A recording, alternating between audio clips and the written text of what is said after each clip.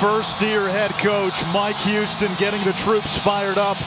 We're ready for kickoff. James Madison won the toss. They will receive Brandon Ravenel back deep.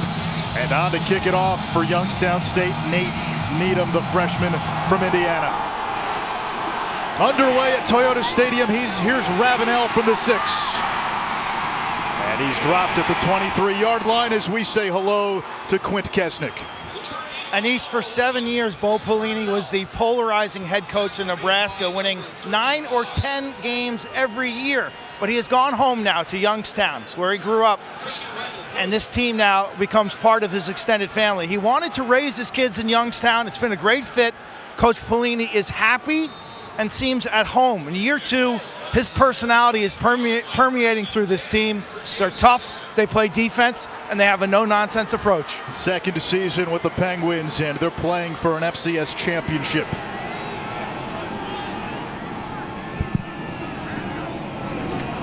On first down, the handoff is to Khalid Abdullah, the second-team All-American, taken down by Billy Nico Hurst after a gain of 6.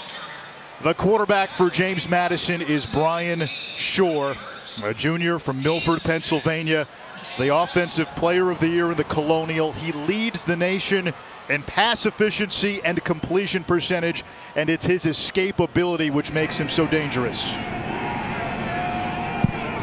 On second down, back to the ground, back to Abdullah, and he is engulfed for a loss at the 24-yard line by Avery Moss, one of those 2-star defensive ends for Youngstown State.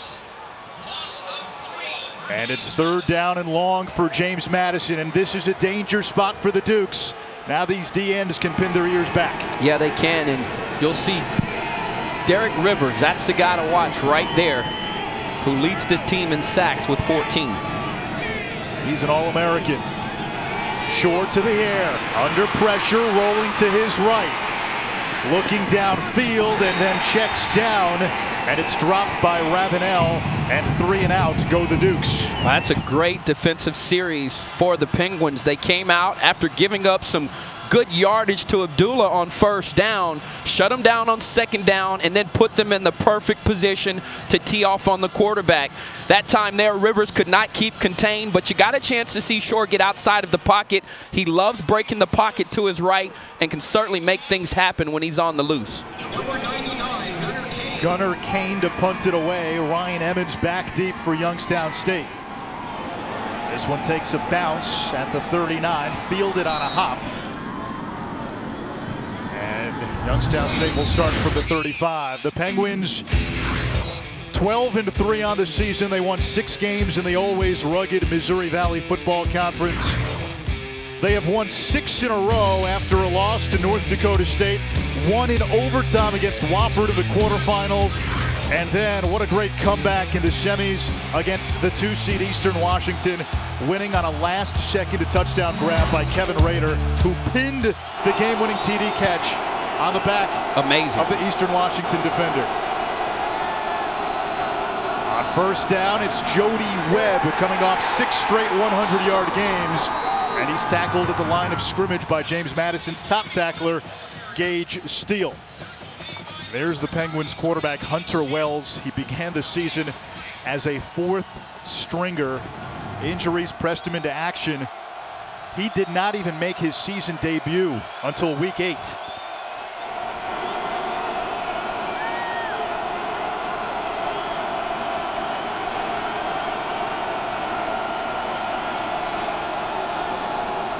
On second down, Wells with time, and that is incomplete, nearly intercepted by Taylor Reynolds, who has 11 career picks. Planning for success is brought to you by Northwestern Mutual, Ahmad. Yeah, today for Youngstown State, they've got to be able to control the clock. They held the ball for almost twice as much as Eastern Washington did in their semifinal game. They'll need that type of effort today. And for James Madison, win the turnover battle. That means create takeaways and protect the football on offense.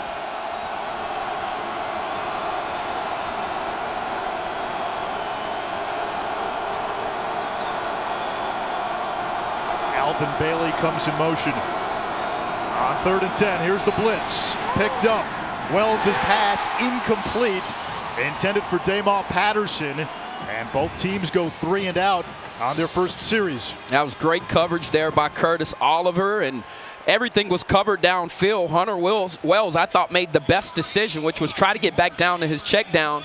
The offensive line did a good job of giving him a comfortable pocket to throw the ball in. But once again, another defensive stop here early on in the ball game and another 3 and out. Dukes have been so good in the return game. Richard Davis back deep. 4 punt return touchdowns. This kick is blocked. Scooped up and recovered by James Madison. Justin Wellens blocked the kick. The Dukes recover it, and they'll have it at the Youngstown State 18-yard line. The thud of a football is one of the most exciting noises in all of the game. I mean, they brought the house. There was nobody back protecting. And what a great and tremendous effort. And now you've got the ball inside of the red zone, but special teams. And I'll say this, I said it when they took on North Dakota State. The Dukes have the best special teams unit in the country. They can do it in a multiple of ways. You see them there blocking a punt and now setting up their offense. Now they emphasize special teams in practice all the time. From the red zone, Brian Shore, quarterback keeper, lowers his head and charges across the 15 to the 14-yard line. You know, it was funny. We were talking to James Madison's offensive coordinator, Donnie Kirkpatrick, yesterday, and he said if you had 3 buses, special teams would ride on the first bus. That's what it means to Mike Houston and this coaching staff. Well, and I love it. And they put that type of emphasis there, and the players know it's important, and you can see it here with the results. Little pop pass. It's a fake. Now Shore going for the end zone. Who else? Jonathan Kloosterman. His 5th touchdown grab of this postseason, and the Dukes capitalize off the block punt. Well, Anish, get used to seeing that. They love to use Kloosterman down in the red zone. You look at this man, he's 6'3", 245. He moves extremely well for his size, but also has great awareness in terms of what the defense is trying to do to you. That time there, just flanked on the outside, run straight up the field, was wide open, but the ability to go up and grab that football and bring it down for the first touchdown of the ball game, the Dukes really got it rolling here. Tyler Gray on for the point after.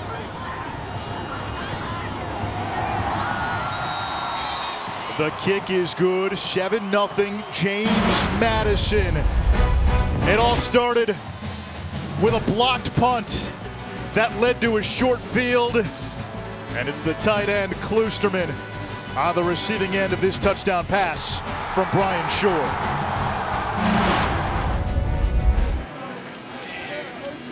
There's Jonathan Kloosterman, his 14-yard touchdown reception, accounting for the lone score early in this first quarter. Yeah, I want you to watch him right here. This is Kloosterman. He's just going to leak outside, act like he's blocking this corner, and release right into the end zone for the touchdown.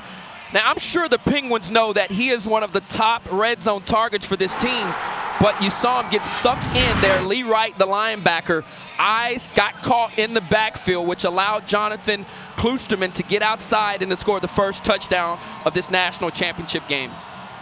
Kloosterman has 24 catches on the season, 7 TDs, of which 5 have come in the playoffs.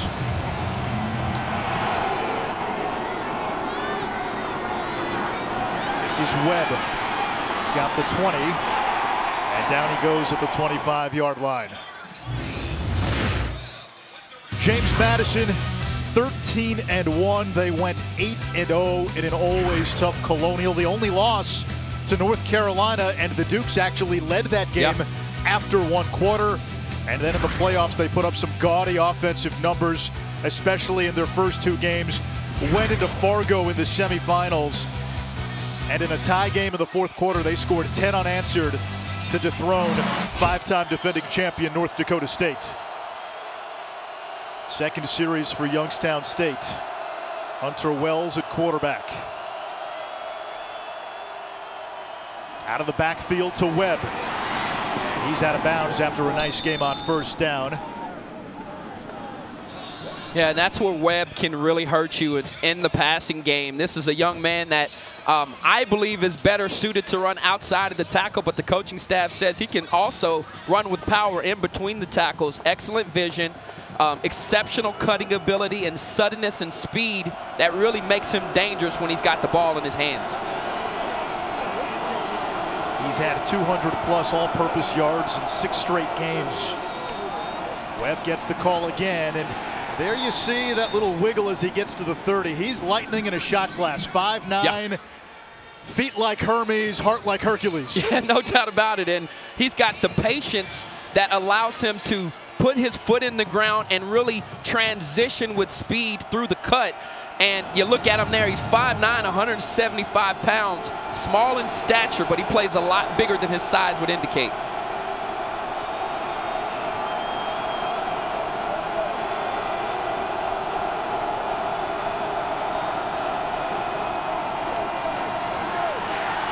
Wells going downfield, nobody there, incomplete, 4th down. Kevin Rader was about 15 yards in front of where that pass landed. And for the 2nd straight possession, Youngstown State goes 3 and out. And now again, our focus on special teams. We highlighted Rashard Davis, who has 4 punt return touchdowns, but it was a blocked punt last time out.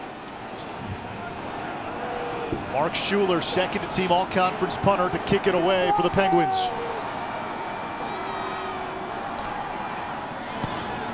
Not a good kick. He shanks this one.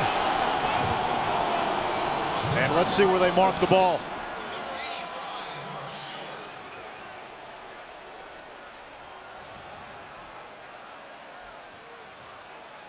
James Madison will start at midfield after just a 20-yard punt. In the semifinals 3 weeks ago, James Madison went to Fargo, North Dakota, and it knocked off 5-time defending champion North Dakota State. Ahmad, you and I were there for that game, and we walked away thinking if you play that game 10 times, James Madison probably wins at least 8. They were the more physical team, and Mike Houston, their head coach, told us that was what he wanted this team to be. And he said all year we said we wanted to be a physical team. That win validated to him and his coaching staff and his players that they are a physical team. He has transformed the DNA of this team. You're right. And he said when he first got here, he felt like the guys had embraced more of a finesse approach, and he wanted to change that to a physical approach. And from what they did in the Fargo Dome several weeks ago, and now you look at him here early on in this ball game, coming out here once again being physical. Shore on 1st down, he'll just throw this away. 2nd and 10. Planning for success brought to you by Northwestern Mutual. What are you watching for when the Dukes have the ball? Well, I think if you're James Madison, you've got to take some shots downfield. Make sure that you get this defense off of you, and they've got 2 inexperienced safeties starting for the Penguins today. And if you're Youngstown State, limit those explosive plays. Keep things in front of you and tackle well in space. Here's Abdullah, lost his balance, gets across midfield, has an opening. The 2nd team All-American still on his feet all the way down to the 20-yard line. A gain of almost 30. 1st and 10, James Madison. Ooh-wee. Look at this here. I mean, oh my goodness, a great job the entire run of keeping his feet clean and running through wimpy and arm tackles. You can't bring this guy down just throwing a wing out of there. You've got to bring your hips, you've got to run your feet to tackle Abdullah. 1,700-plus yards entering play. He gets the call again. And straight ahead for a short gain.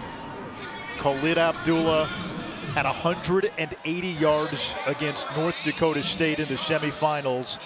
And we've seen plenty of games up in Fargo. That's one of the more physical defenses. You don't see those kind of rushing performances against that team. He's been dynamite all season, all postseason.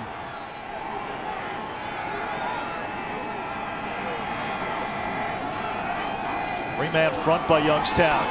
Shore under pressure, chased by the corner Rivers, throws for the end zone, and incomplete. The field judge said he did not possess the football. But you see Shore's escapability, as you alluded to early on. Let's see here if he got his...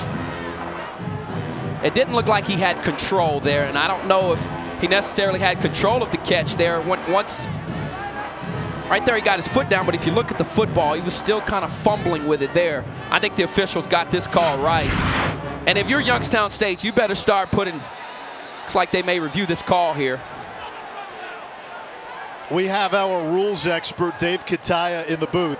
Was an incomplete pass. The previous play is under review. And Dave, so much of this completing the catch. Did he possess the ball? Did he have control of it when that foot comes down? The key is here is his foot's clearly down. You can see the ball move a little bit, but the key is, does he grab and secure it before he hits out of bounds? You're going to see the foot. The right foot's coming down right now, right? You can see it appears the ball moves. To me, it may be a catch, but I'm not sure they have enough to reverse this. It's got to be 100% that he has possession of the ball. It's a great angle there. And that's a spot, too, where at any point there when that foot comes down, if he possesses the football, it's a dead ball, and it would be a touchdown. Absolutely. Now, that shot right there gives them a pretty good perspective of that ball not moving. They may be able to change this call based on that spot. It's all their judgment on as to whether he secures it then. And it's not an eternity. It's simply possess it when his foot touches. And again, the call on the field was an incomplete pass. The field judge ruled that Rashard Davis did not possess the ball, and you need indisputable video evidence to overturn it. And Dave, this could be one of these situations where, had the call been a touchdown on the field, that might end up standing because of the indisputable video evidence that we always try to point to. If they go with stands, no matter what, if they go with stands, it's going to go to the call on the field. We all have to assume by rule the call on the field is correct, unless there's indisputable 100% video evidence that it's not. And this is awfully, awfully close. And I think by the length of the deliberation here, that's an indication that this is a very difficult call to make as the official's getting ready to let us know. After review, the receiver did maintain control, getting a foot down in bounds, resulting in a touchdown. Based on that last angle and that last securing, I think they got this one right. I don't envy the official's job here, but going back to James Madison here, and if you're the Penguins, they better start slowing this train down, because on the season, JMU has outscored opponents in the first half 205-34 prior to that touchdown. And what I mean by that is if they get on top of you early with this type of offense and with Abdullah, a back that can control the clock, you're in trouble. You saw Shore there get out of the pocket, move to his left, put the ball on the money. That's something that we know should be a problem for the Penguins. They've got to try to shore that up. The #1 scoring offense in the country. 14 points already in this one.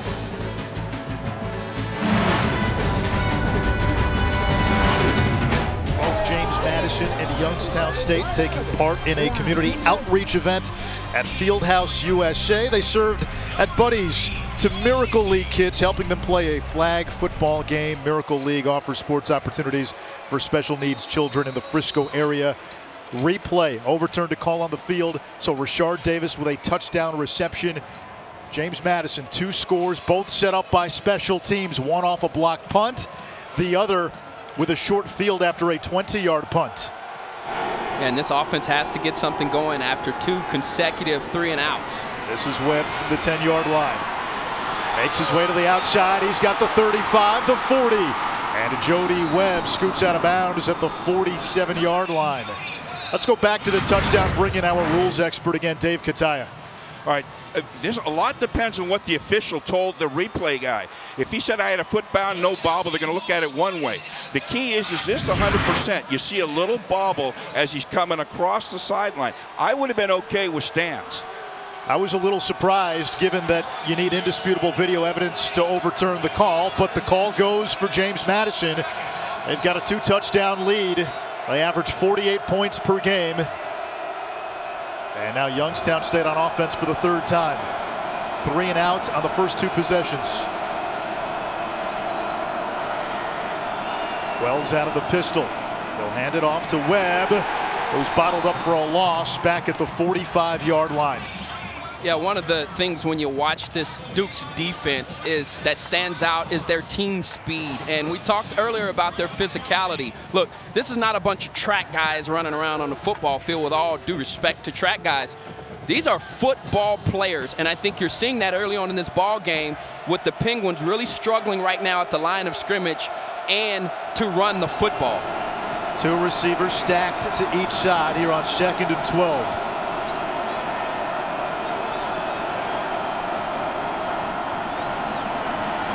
Against a 4-man rush.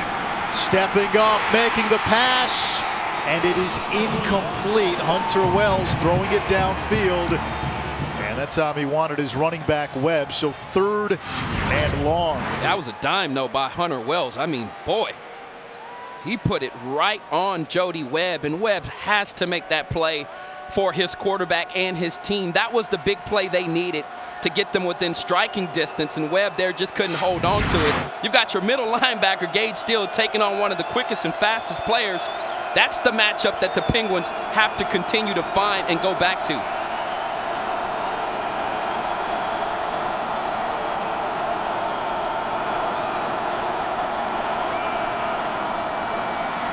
On 3rd down, Wells again to the air, floated, and it's caught. Alvin Bailey for a gain of 15, and the first down of the game for Youngstown State. Bailey has really come on in the postseason, 19 catches in the playoffs after 22 in the regular season. Yeah, just a corner out there as he got out, Alvin Bailey did, into his route, and Hunter Wells threw the ball from a very strange body position, but still managed to get it there. This goes to Webb, running right side, and driven out of bounds after a gain of 4. Bo Pelini's team, they've been down before in the quarterfinal and the semifinal. Came back both times. They've got a quarterback who's been down mentally. Talking to Hunter Wells on Thursday, he said he was at the lowest point in his life midway through the season. This was a kid who started 4 years in high school, started as a freshman, started as a sophomore at Youngstown State, and then was relegated to 4th string duty to open the season. Under center this time. This is Tevin McCaster, his first call, and he plows ahead for a gain of a yard. 3rd down. Yeah, McCaster is more of your ground and pound type guy. He really spells Jody Webb with a more physical approach in between the tackles, as there's a few injured Duke's players down on the field.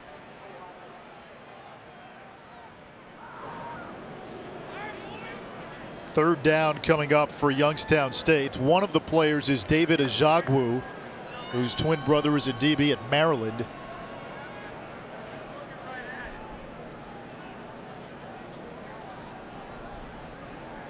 .46 on the left. That's Ajagwu. Oh, Dimitri Holloway fell awkwardly on that right leg and then got caught underneath them. Never good when you see that happen. And remember, Dimitri Holloway playing most of the snaps at one of the outside linebacker positions because Brandon Herford, who was the team's leading tackler going into the semis, is suspended for this championship game. James Madison suspended 7 players for the semis and the championship, the 2 most notable. Herford, who was their leading tackler 3 weeks ago, and then also their number 2 wide receiver, Terrence Alls. On the flip side, Youngstown State missing some big pieces as well, and they got through Eastern Washington without 2 all-conference safeties who were suspended. Their leader in receiving yards also suspended, as was a 1,000-yard rusher in Martin Ruiz. Well, and it looks like you're about to lose 2 key pieces here. Yeah, it's hard to say that a player can run if he can't even walk off the field. And in both of these cases, they've been assisted off of the football field. And if you're James Madison, now you're looking to the next man up to come in and to make something happen and to try to replace 2 guys that are productive for your team.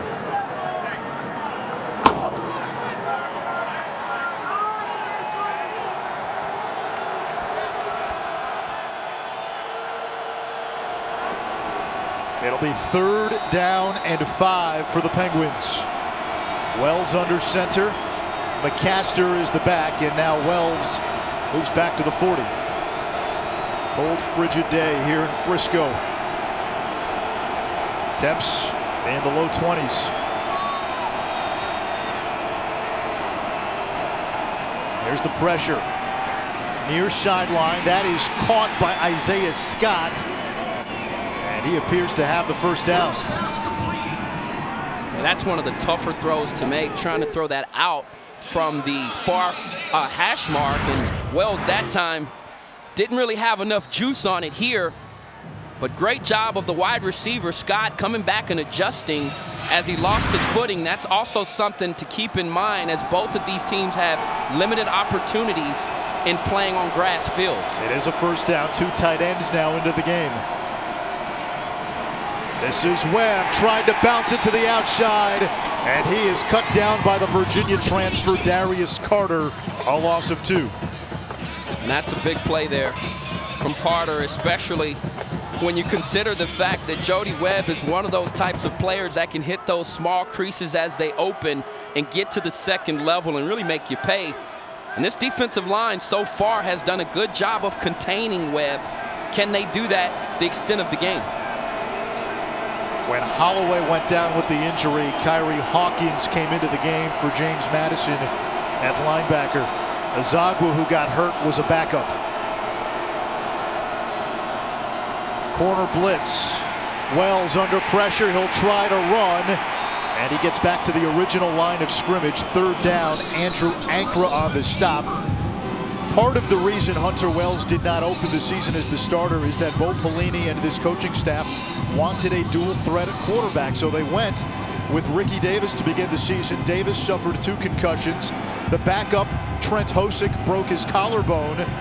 And that opened the door for Wells to get back into the mix. They also used Nathan Mays, who's more of a running quarterback, and we could see him later today, but not on 3rd and 10. Well, one thing these wide receivers got to do is they've got to beat one-on-one coverage. Right now, the Duke's defense, particularly the secondary, is owning these wide receivers. Wells under pressure, has to get rid of it. That's caught by Webb, and he's tackled after a gain of just a yard. It's 4th down from the 28-yard line. And let's see what Bo Pelini does. They've got a kicker in Zach Kennedy, whose season long is 46. Let's check in quickly with Quint. Anish, Kennedy really struggled in warm-ups. This is the first time all year he's kicking on grass.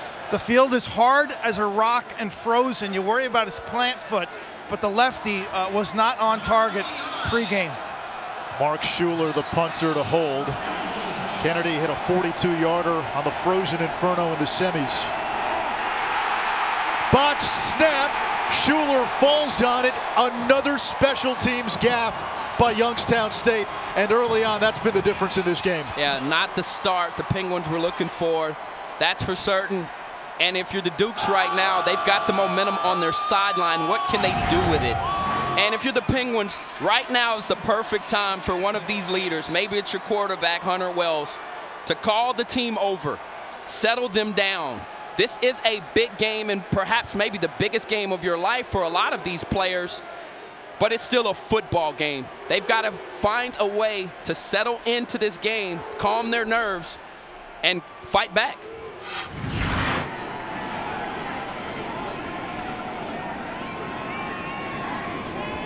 Shore on the zone read, and he dives down at the 39, a gain of 3. You got to worry against James Madison if you're the Penguins. You look at some of the offensive numbers the Dukes have put up this season. Point totals here: 80, 56, 84, 63, and then in the playoffs, 55 and 65. Yeah, not the kind of team you want to be trailing by more than 3 touchdowns. Extremely hard to get back into a ball game. This is Trey Sharp, who had a big game in the quarterfinals, and he rumbles across the 45. They'll be close to a first down for the Dukes. Sharp is one of their gadget guys, and in speaking to Donnie Kirkpatrick yesterday, he said, we really want to challenge these defensive ends, and part of the way you do that is you have to move guys from left to right to make sure that they hold tight and true to their responsibilities. If not, they can tee off on your quarterback, and they have a free release to get into the backfield. On 3rd down, here's Abdullah. Burst of speed into Youngstown State territory, and a first down at the Penguin 47. Monday at 8 Eastern on ESPN, it's the College Football Playoff National Championship presented by AT&T, Clemson and Alabama. You got to pick them on. You know what? I'm going to surprise everybody here. I'm going with the Tigers. I'm going with Deshaun Watson. I think this year he gets it done. This is James Madison, John Miller on that fly sweep. They'll mark him out of bounds at the 40 after a gain of 7. It was Miller who had a huge fourth quarter touchdown grab against North Dakota State on a 3rd down call. The Dukes decided to go for it, went long for Miller. He caught it for a touchdown, and that essentially put the game away. Back to Abdullah breaking tackles. He's like a bowling ball. He takes it to the 33, another first down, a gain of 7. And Khalid Abdullah closing on the school's single-season rushing record. Yeah, the Dukes right now are smelling blood. They've gone to their up-tempo offense. They've got this defense on their heels, and they are now pressing the gas.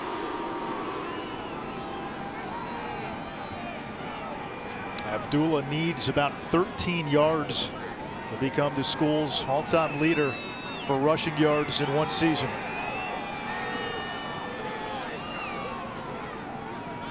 They'll feed Abdullah again, and he ran into a roadblock at the 30, a gain of 3. Yeah, and they just need somebody right now to make a play. If you're the Penguins, that means a turnover, a forced fumble, something to get your team going and to get them with the right energy, because the Dukes right now are rolling, and you can just feel their confidence growing as this game is going along. Ravenel in motion. On the ground again, Sharp. A gain of a yard by the sophomore out of North Carolina, who actually had offers from the likes of NC State and Purdue, a 3-star recruit out of high school.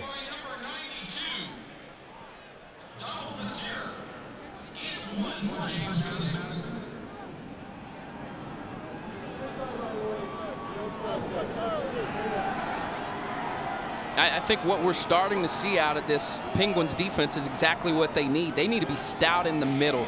They've got to be able to take something away, shut down the run, and to do that, they're going to need their 2 tackles to really be stout inside, which forces everything outside to their playmakers, Moss and Rivers, and they've been able to do that on 1st and 2nd down in this possession. On 3rd down, Shore under pressure, and he is sacked. Avery Moss with his 11th sack of the season, and that drives James Madison back to the 35-yard line. And they have a kicker, Tyler Gray, who only has 1 career field goal from beyond 33. He had a 45-yarder in the semis, but that was indoors. Well, and just as I said it, the D tackles did a nice job of getting push, and which allowed the defensive ends to really get after the quarterback. And because Rivers was able to keep contained, he ran Shore right into Moss as he was trying to escape the pocket. Outstanding, and the best defense I've seen from the Penguins here today. Gunnar Kane boots this one downfield. High bounce inside the 5, and it goes into the end zone. And Youngstown State will start at the 20-yard line. James Madison nearly had the Penguins pinned deep. It is wild card weekend of the NFL playoffs. Start with the wild card game on ESPN and ABC today at 4:20 p.m. Eastern. It's the Raiders and the Texans. That game in Houston. Connor Cook making his first career start. It's coming in the playoffs. Hunter Wells, the quarterback for Youngstown State. We told you, 4th stringer to begin the year, but he has experience. This is his 28th career start. He said this journey has been unreal this season. And I think he found something the last series. He was really in rhythm. The ball he threw to Webb, the ball he threw to Bailey. If he can find that same magic, this offense will move the chains and ultimately score some points.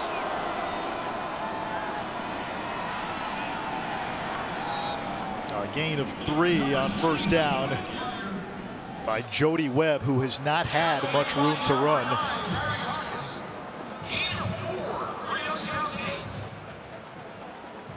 New quarterback, Nathan Mays. That usually means it's a running play, but with 16 seconds to go here in this first quarter, Youngstown State will just walk to the sideline. The Penguins have come back so many times this season. Their entire season, in fact, seems like one big comeback. They're down 2 touchdowns after a quarter. 15 minutes in the books here in Frisco, the site of the FCS championship. Special teams has been the deciding factor so far. James Madison with a 14-0 lead after 1.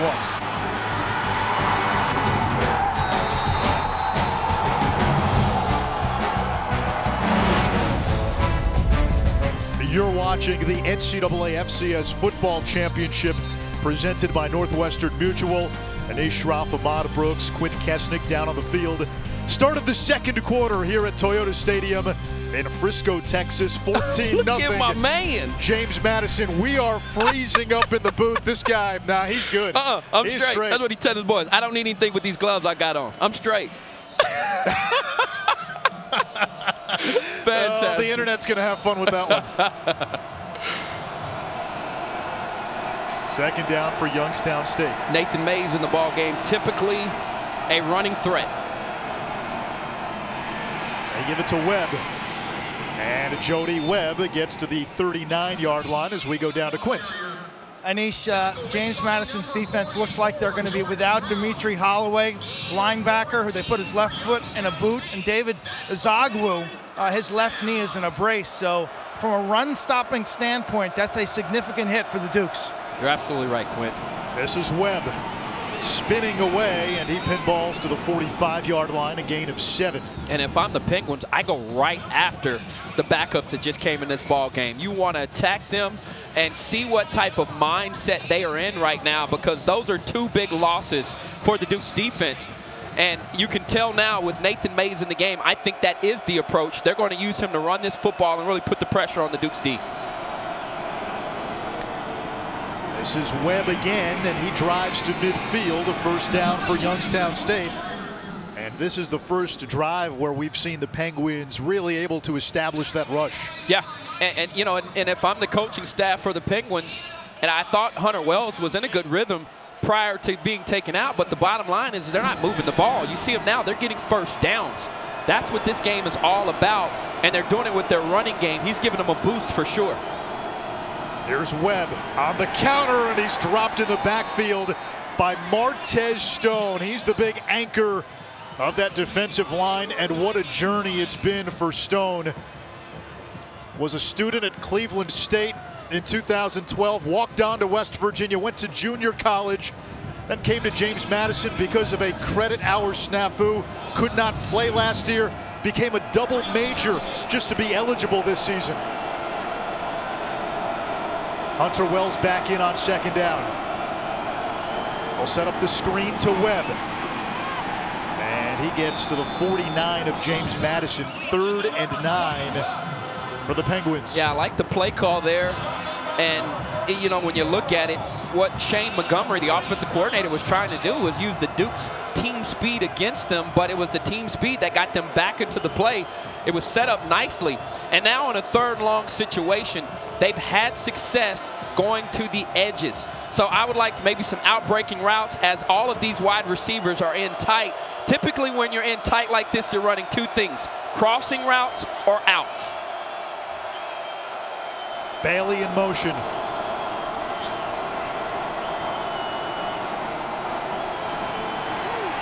Sack! Darius Carter, the Virginia transfer, drops Wells back at the 44-yard line. And that was once again a coverage sack. They had the crossing routes, as I mentioned. They tried to get a post over the top. There, it was not happening.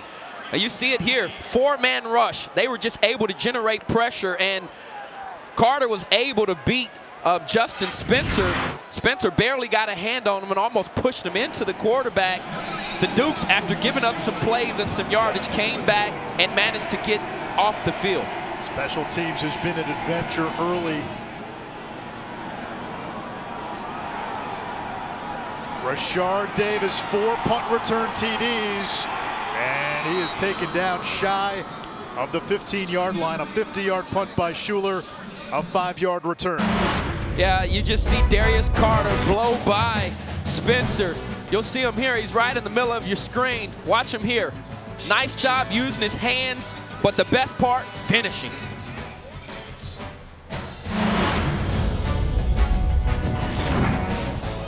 On the last Youngstown State drive the Penguins put in Nathan Mays, the running quarterback. They were moving the ball. Was it a mistake to go back to Wells? I think so. Because the way you were running the football, that's what they've been needing to really put the pressure on this Duke's defense. And when you bring Wells back into the game, more than likely he's handing off or throwing the football, and the defense knew that. If I'm the coaching staff, I go back to Mays. He didn't even run the football as well as we know he can. I think that's the boost you need in order to get back into this ball game.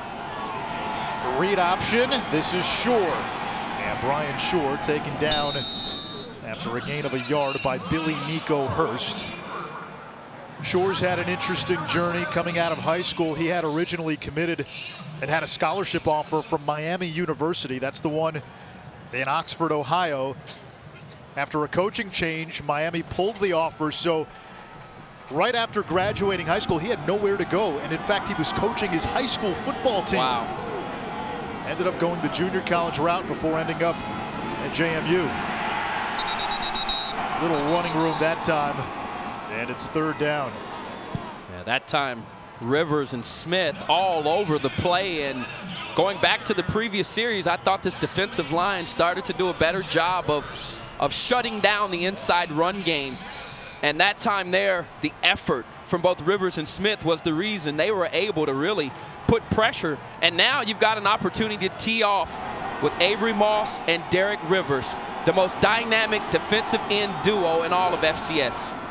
24 combined sacks out of the empty set. Four-man rush. Shore gets rid of it. He's got Davis. And Rashard Davis with a first down across the 40. They'll mark him down at the 46-yard line, a gain of 32. I've been impressed with Brian Shore's ability to throw the football here. He knew the pressure was coming. He got the ball out of his hand quickly, which tells me his pre-snap reads were on point. And look at the ball there, thrown in stride to Davis on the money. Big-time play from their quarterback. Play action. Shore downfield for Damo Taylor, who makes the catch. Covered by Kenny Bishop. Taylor takes it to the 23, a gain of 31. Yeah, that's a good matchup out here between these two players, Taylor and Bishop being their best cover guy. He just lost track of the football. Ideally in that situation, when you're the cornerback, you want to turn into the wide receiver so you don't lose him behind you, something Bishop will probably do the next time he's in coverage on Taylor down the field. Duke's going quickly again. Quarterback draw with everybody spread out, and a gain of 5 for Shore.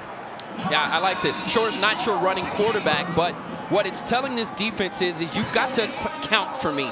And he was banged up a little of the latter part of the season, and they said the rest has really helped him. And in talking to the coaching staff, they said it. We'd like to see him get more design runs. That time there, good yardage on first down on the design quarterback draw. Little pop pass this time. Not much room that time. Kenny Bishop making the stop, a gain of a yard. You mentioned Shore was banged up. The coach just told us he suffered a broken collarbone late in the season. In fact, he missed the regular season finale, came back in the postseason against New Hampshire in round 2, and all he did was throw for a school record 5 touchdown passes. Wow, he's a gamer. Third down.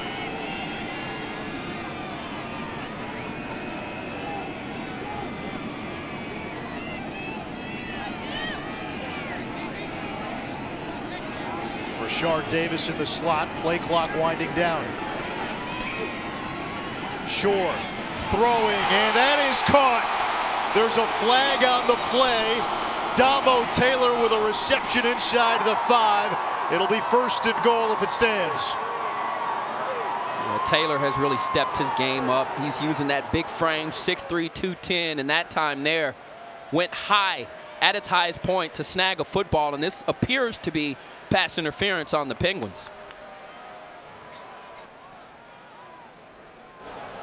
Pass interference, defense, number 7. Penalties decline. Result of the play was a completed catch for a first down. First and goal, James Madison Yeah, you saw that tug there on the back from Bishop. And give Taylor credit. Despite the defensive back draped all over him, still went and made a play for his team, now inside of the 5. And guess what? Perfect time to get this man right here the football. Your All-American running back. Abdullah into the end zone. His 21st rushing touchdown of the season. And James Madison has opened up a 20-zip lead. Yeah. If you're the Penguins, you're looking at their sideline right now. You're seeing the streamers come out of the stands from the Dukes fans. And it's rolling right now downhill for the Penguins. They've got to do something to stop it. Because right now, the Dukes have all the momentum, and they've got all the points. And so this is not a good situation for Youngstown State. And they've got most of the fans here in Frisco as well. A strong contingent making the trip from Harrisonburg, Virginia. You look up and there are pockets of purple. Looks like the lavender fields of Provence. Bo Pelini, that's the real Bo Pelini. His team down 21-zip. Khalid Abdullah, 21st rushing touchdown, 44th touchdown of his James Madison career. Khalid Abdullah, the last touchdown for James Madison. He told me Thursday he was excited in the semifinals when he found out at halftime that his mom, Kadira, showed up to the game. She's here in Frisco today. Mike Houston, the head coach for James Madison, first-year coach who took over for Everett Withers. He wanted to make this team tougher, more physical. Gave a fiery pregame speech as he's done all postseason and all season. Woo. And James Madison is charged out of the gate with a 21-0 lead as we go down to Quit Kesnick. Well, special teams, a focus of Houston, and their kickoff coverage is different in 2 ways. They focus on hang time on the kick. 3.8 seconds is par. They'll kick it deep middle, which is a little unusual. So many teams directional kick on kickoffs, and they send 10 like Banshees down the middle of the field. Yeah, they put their best athletes and their fastest guys on kick return coverage.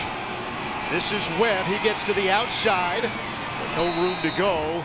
Takes it to the 27, a 14-yard return. Youngstown State's offense will take the field, still looking for their first score. On the last drive, they were able to move the ball with Nathan Mays at quarterback, but it's going to be Hunter Wells. And he hasn't had a bad game. 5 of 9, 27 yards. He's managed to protect the football. The problem is the offense is stagnant when he's been in the game. You've made more progress when Mays was in running the football. I would hope that they bring him back out at some point to try to get back into that groove that they were in last series. Play action. Wells under pressure. He'll run. He's got the 30 and scampers out of bounds after a gain of 5. And it's hard to get into your play action game when your running game isn't working. And that time there, the defense was not full. They had max protect, 2-man route down the field, made it very easy for this secondary and this Dukes defense to cover them all up, which forced Wells to have to squeak out of the backside of the pocket. Good yardage, though, picking it up on first down. James Madison defensively, that's where they've really stingy taken big strides in 2016. Tevin McCaster bullies his way to the 41 for a gain of 9. McCaster in the semifinals, 29 carries, 154 yards, both career highs. He had not run for more than 15, hadn't had more than 15 attempts in a game prior to that. And down the stretch, he had 15, 16 carries in the fourth quarter alone. And those were frigid conditions over in Cheney, Washington. From the 41, play action to McCaster, who can't quite hold on. He is not the receiving back that Jody Webb is. There is a flag.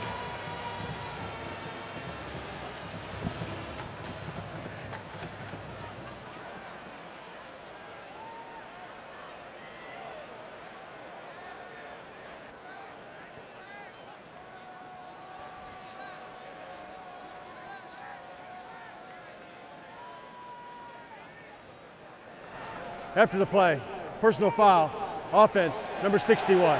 15 yards, it is second down. That's the left tackle, Justin Spencer, second team All-Missouri Valley. And given what we've seen from Youngstown State offensively so far, the last thing they can afford to do is get behind the chains. You're right, and you're going to see him up at the top of your screen. And it was the push there, but it's that part that drew the foul. He already had him down on the ground, and you know, you want your offensive lineman to be nasty, especially if you're Bo Pelini, and we know the type of aggression he wants his players to play with, but you've got to be smart. You've got to keep your emotions in check, especially in a game of this magnitude, as now you've really hurt your offense. Now you're behind the chains in a tough situation. Play clock down to 2, down to 1. And Youngstown State was able to call a timeout. 7:08 to go here in the first half. All James Madison so far. Youngstown State was the program in the FCS in the 90s. They won the championship in 91, won it again in 93. They played in 4 straight title games. They won 4 championships in the 90s. And yeah, their head coach, a familiar name to many college football fans, Jim Tressel, who would later go on to Ohio State. Tressel now the president at Youngstown State. He had a 5-year show cause penalty that actually just expired. It happened this past week, so he could return to coaching if he wanted to. And the team that would hire him would not face any potential sanctions. But Tressel at Youngstown State, back where he started his coaching career, and his last coaching hire, Bo Pelini, a Youngstown native, he told us what it meant for him to be able to come home. Wounded duck over the middle, and it falls incomplete. Dangerous pass as we go back down to Quint. Anish, I spoke to the professor, Mr. Tressel, Coach Tressel, about the championships that they won in the 90s. He talked about how positive it was for the community, which at the time was going through a tough spot, a difficult period. And said football is just such a part of the culture at Youngstown State. In terms of his future, he says he's happy doing what he's doing, and joked, "The game has passed me by. I hardly recognize any of these formations anymore." I understand that. Play clock again running low. Wells loads up downfield, incomplete for Patterson. He's their big play threat, coverage by Jimmy Moreland, and it's 4th down. Yeah, Wells trying to air it out and take a shot, and why not? At this point in the ball game, he had the one-on-one matchup, and his wide receiver was even able. Patterson, who's their big play guy, they go to him for the big play, had gotten behind coverage and just couldn't quite haul it in. But the Penguins right now are struggling to find anything on offense, and with the penalties that have pushed them back, this is also a unit where they've struggled, is on special teams. Schuler's kick sails over the head of Davis, who watches it bounce and roll inside the 10. Great punt by Schuler, down at the 7-yard line. A 67-yard boot to flip the field. That appears to be, no, that is a North Dakota State fan. A lot of those guys and gals buy tickets to the championship game before the season even begins. You would have thought they would have sold their allotment this year, but there's a few that decided to make the trip to Frisco anyway. Why not? And if you're wearing a hat like that, you can always be my friend. From deep in their own zone, Abdullah looking for running room and maneuvers to the 10-yard line before he's tackled by Armand Delavade, Youngstown State's leading tackler.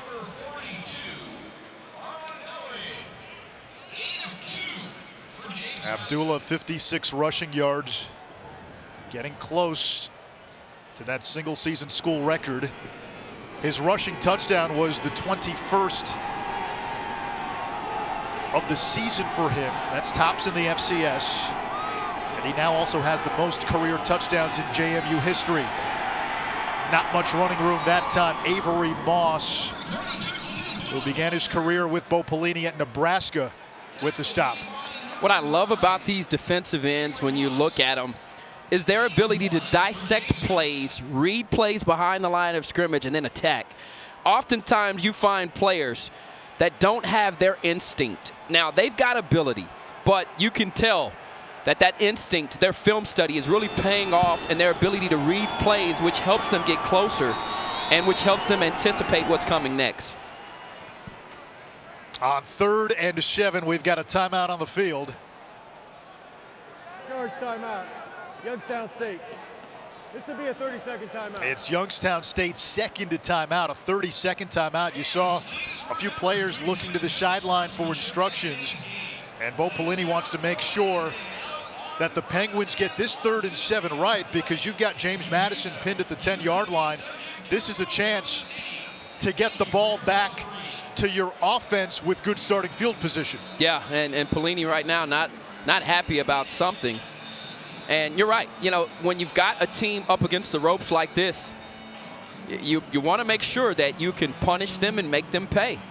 And that's the face and the passion that we're used to seeing out of Bo Pelini. There's a lot of fans who are tuning in right now who remember him from his Nebraska days, thinking there's the Bo Pelini I fell in love with. That scowl, yeah, that look, man. Him and John Gruden, our colleague here, when they make that face, I don't care what they're talking about, it scares me. You know, you can just tell he's serious, and it is not a game. Dave Kataya, our rules expert in the booth. He does have to be careful, though, doesn't he? Well, he's out in the field. What the officials should have done is walk into the sideline and talk to him, but he doesn't belong out near the hash mark talking to the officials. 3rd and 7 for James Madison. Youngstown State 47 sacks this year. That's a school record. Underneath, and they'll say it's a catch, a loss of a yard. 4th down. John Miller as we go down to Quint. Coach Pelini, right in the official's face. You can't line up in a formation with 12 men. That led to confusion in terms of what personnel they needed to match, and that led to the Youngstown State timeout. And he thought it was all because JMU got away with an illegal sub. Gunnar Kane will punt from his own end zone, and we have a flag. Robert Carter broke early off the line. Carter's one of their best gunners. Full start. Kicking team, number 36. Half the distance to the goal line. Still 4th down.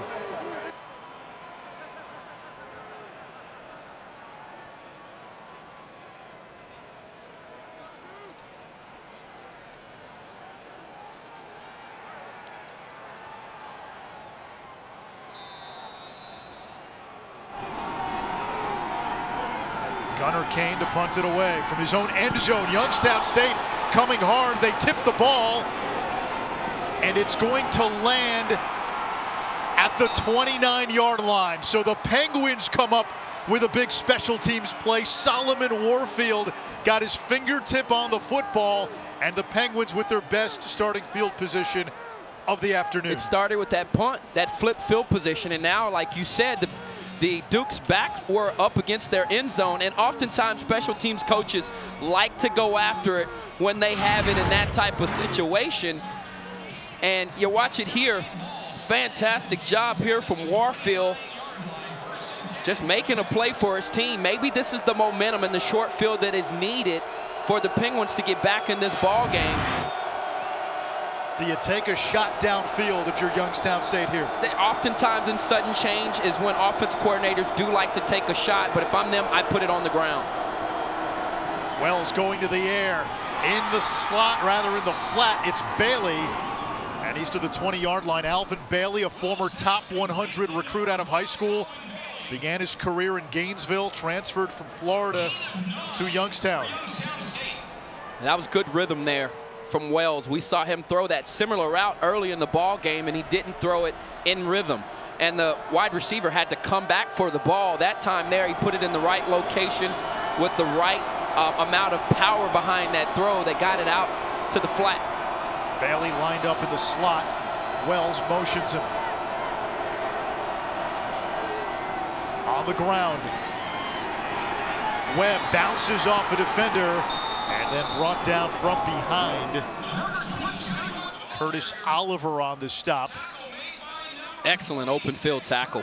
After Webb had managed to find one of those small creases that I talked about that with his stature makes it very easy for him to squeeze through. And Oliver, if he doesn't make that play, Webb gets into behind the second level, and that could have been a touchdown. Big time open field tackle from the cornerback, Curtis Oliver. Webb did pick up the first down, 2 tight ends into the game.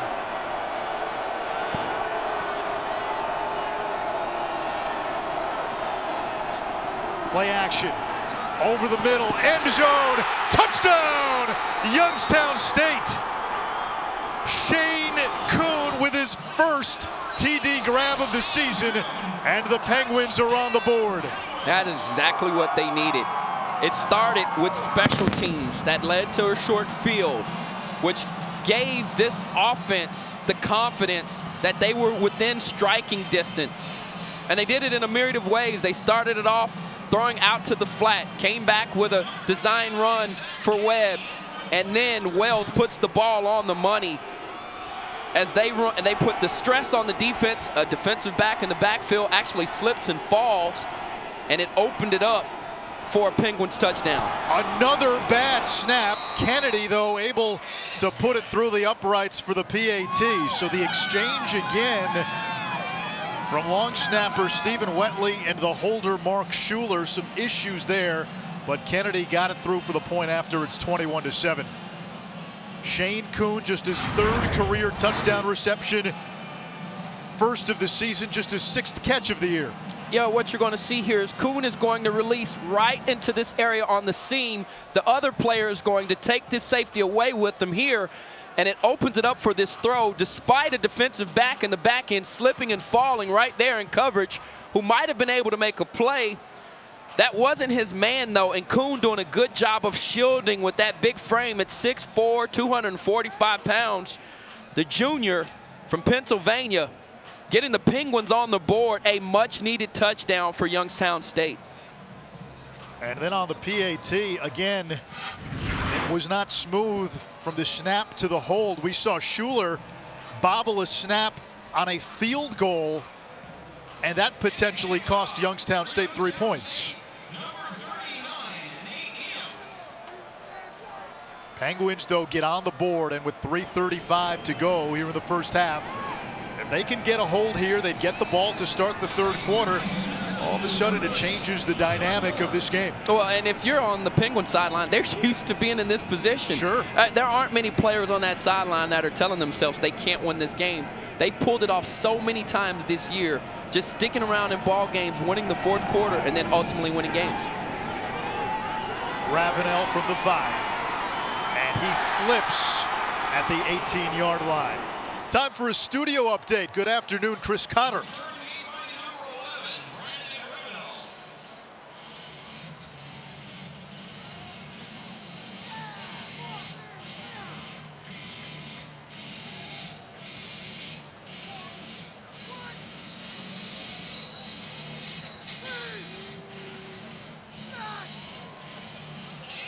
I wonder how much Lane Kiffin not being the play caller, Steve Sarkisian being the play caller, how much does that make a difference for a true freshman quarterback in Jalen Hurts? I think it makes a difference because you have a different voice, and let's face it, they're 2 different people. Now, though the offensive philosophy may stay the same, and Sark hasn't done this in a while, so he needs to knock some rust off early on against a very dominant Clemson defense. James Madison will keep it on the ground and bouncing off of defenders to the 25, Khalid Abdullah. A gain of 8, 2nd and 2. And with that run, Khalid Abdullah is now James Madison's single-season rushing leader.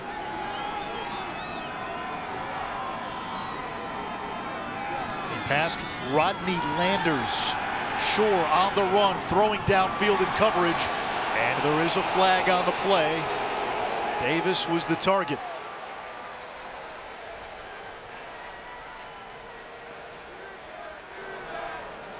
Shore 7 of 9, 112 yards, 2 TDs in this first half.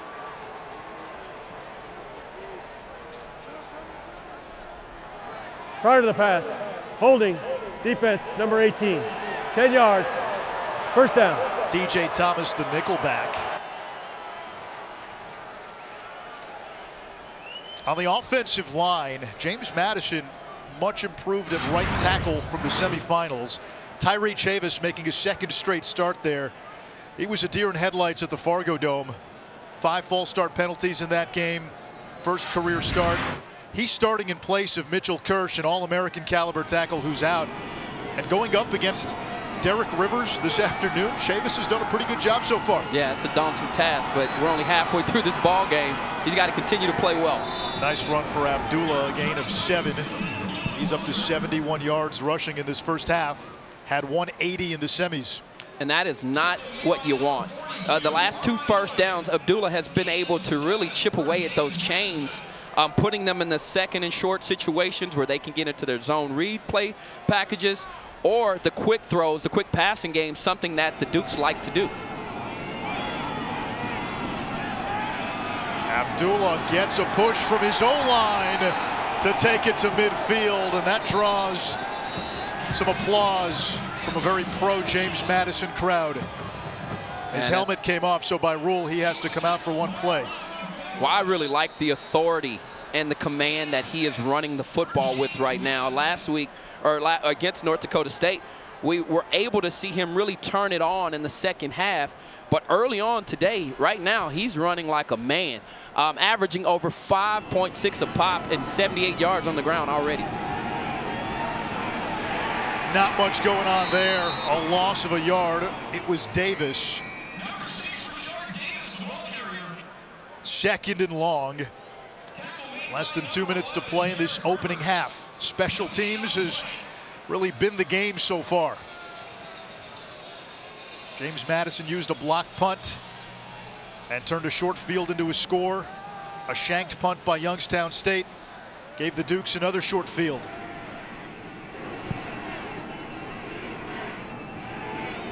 Play action. Here comes Moss chasing Shore. Big block in the backfield, no flag. And then Rivers throws down Shore for a sack, his 15th of the season. Yeah. You get away from one, his best friend is waiting for you on the other side. And that's what makes this duo just so dominant. And Rivers comes from the backside of this play. Imagine how far he had to run. And the big boy, he runs like a linebacker. I mean, and the force there to tackle Shore with, you could tell once he got there, he was going to punish him. But these two defensive ends, you can't say enough about these two guys. And all of our people there at ESPN have said these are two guys that are draft eligible, and you definitely could see them being drafted on second day, potentially the third day.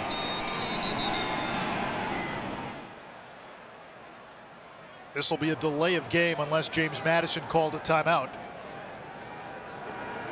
Delay of game. Offense. Number 17. 5 yards. Still third down.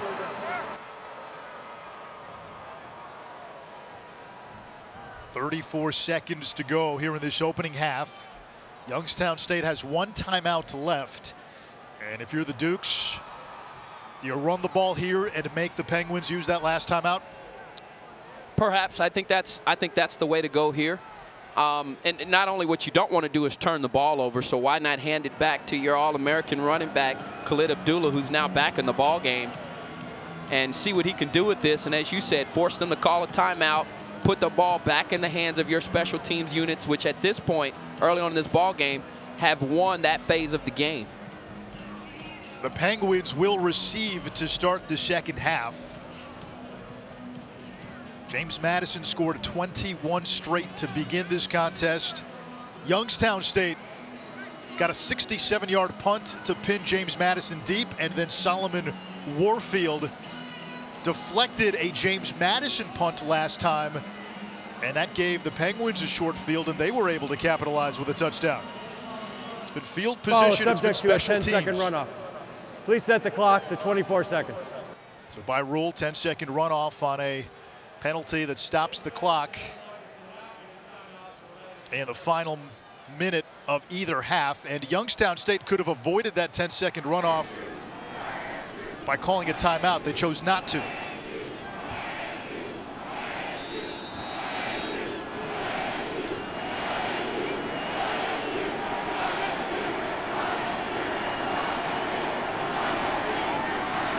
Shore under pressure, downfield in traffic, and nearly intercepted. It's 4th down. That was a dangerous ball. He threw it there into triple coverage, looking for his top target, Brandon Ravenel, number 11, the senior wide receiver from Virginia. And not the type of decisions that Shore typically makes, but I'm pretty sure the coaches there told him to take a shot downfield, obviously to try to at least get in field goal range and put more points on the board. Great job of defending it on the parts of the Penguins as they now get the ball back with maybe an opportunity for a play. Now the last punt by James Madison was deflected.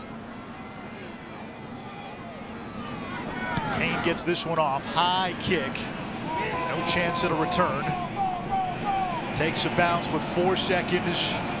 And that will take us to the end of half number 1 in this FCS championship. James Madison with a 21-7 lead after 30 minutes of play. Yeah, it's been a dominant performance for them. The good thing for the Penguins is they started to get something going on offense their last drive. Down to Quint Kesnick. Coach, what impact has special teams had in that first half? Well, big for both teams. I mean, certainly got us off to a pretty fast start. And really, a couple of mistakes right there on special teams by us let them back in the ball game. So it's going to be a great second half. What's the biggest challenge defensively without Holloway and Zagwu? Well, it's just, you got some guys in there maybe not quite as experienced or just a little bit with depth. So we just got to do a great job of doing our job, be smart, and try to control the ball on offense to keep our defense off the field as much as possible. Thank you, Coach. Thanks a lot. 21-7 your score at the half. Quint, Ahmad, and I will go find a space heater somewhere. Time now to get you to the cozy Bristol studios and Chris Cotter. You're watching the NCAA FCS Football Championship presented by Northwestern Mutual. It is a cold Saturday here in Frisco, Texas. James Madison, though, with a 21-7 lead after 2 quarters of play. The Dukes 30 minutes away from their first title since 2004. Anish Shroff, Ahmad Brooks, Quint Kesnick is down on the field. That first half, 2 words sum it up: special teams. That was the difference. It was. And it was them capitalizing off of those special teams miscues or big plays. And that's exactly what you saw in the first half. And so when you go back and you look at it, if I'm the coach in either one of these locker rooms, you've got to shore that up, because the team that I believe wins special teams in the second half will be the team that wins this game. Yeah, there was some miscues by Youngstown State early. There was a blocked punt that led directly to a James Madison score. There was another shanked punt as well. Yeah, and this is what we're talking about. The block punt early on from the Dukes set up an easy scoring drive, and you see it here, Shore on the money to klooch them in the back of the end zone. And then they come back, and the Penguins shank a punt, giving them another short field. And this is not the kind of offense nor the quarterback that you want to do that with. They find Davis on the side of the end zone, but Youngstown State says, we can do our thing too. They come back with a block punt, which leads to a touchdown from the tight end. Hunter Wells, best ball I thought he threw all game. And they'll need those types of plays in the second half to get back in this ball game if you're the Penguins. Look at the first half stats. James Madison came into this game averaging 48 points per, 208 yards of total offense in that first half. Youngstown State, the run game, which has been so good for them, the last 5 or 6 games, it hasn't been there in the first half. Well, you've got to give James Madison credit, the way that they're really getting after him, playing with extreme gap integrity. And right now, their run fits are exceptional. They're getting to the point of attack, and like Coach Houston challenged them to do it this game, they are winning at the point of attack. And that's been the difference, because Youngstown State hasn't had the ability to get that run game going and get into their play action that they love so much. And also a big part of it, field position. James Madison has had some pretty good starting field position in this game. Short fields have led to scores. Youngstown State, the one time they got a short field, they were able to cash in with 7. The Penguins receive to start the second half. Jody Webb from the 9. Dances across the 20, bounces to the outside. And there's that great James Madison coverage with the sky kicks, a 12-yard return. And you're absolutely right, because that is a challenge. When Webb gets going, this guy is an all-purpose yardage nightmare. He's had 200-plus all-purpose yards in the last 6 straight games. And I'm not sure if he's going to pull that off today because of the way that they've been able to cover and really contain him, even offensively as well.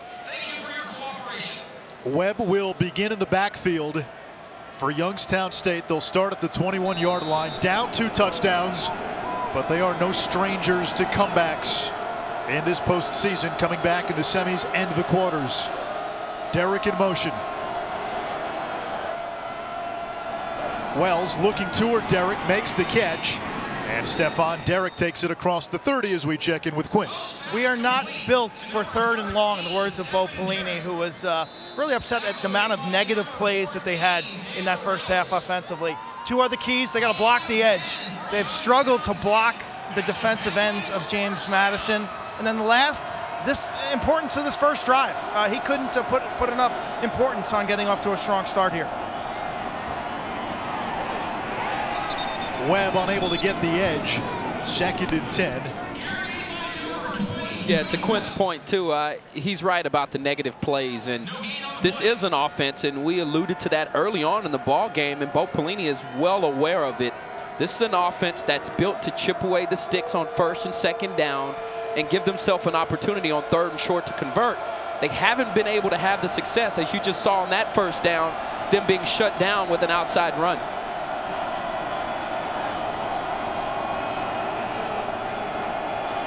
Wells changing things up against the blitz. Throwing near side, it's caught by Bailey, slips, turns upfield, and gets to the 38-yard line, a gain of 7. Ahmad, one thing Bob Trott, the James Madison D coordinator, told us, he said for the Dukes to be successful defensively, build a wall, stop the run up front, and then protect the edge. They've been able to do that, and Trott's an old Bill Parcells guy. Yeah. We saw Al Groh, another Bill Parcells disciple, in the press box before the game. Those defenses were built for weather like this. Yeah, they were. On 3rd down, Wells into the shotgun, motions Patterson. Corner blitz, and that one skips on Patterson. I thought it hit the ground, no signal, and it's going to be ruled an interception. Curtis Oliver came up with it. I thought for sure it hit the ground. They may look at this. Wow.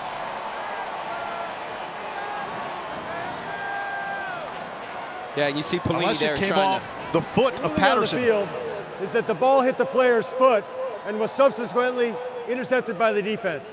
1st down. What a break for the Dukes. Let's take a look at it right here.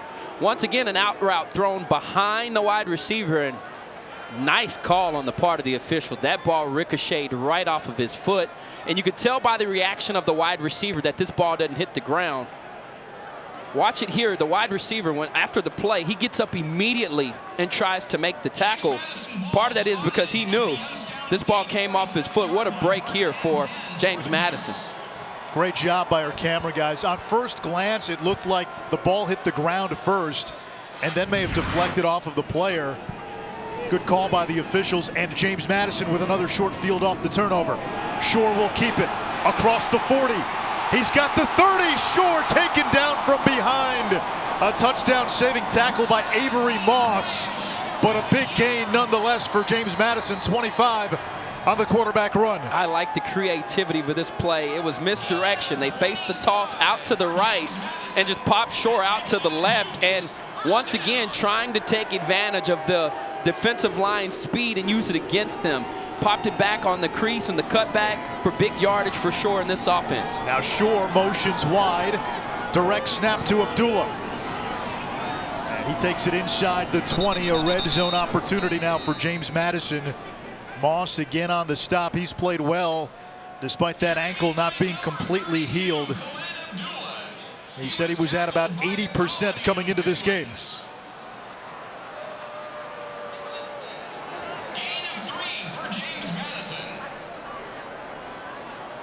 81 yards rushing for Khalid Abdullah, the second-team All-American, closing in on 1,800 yards on the season.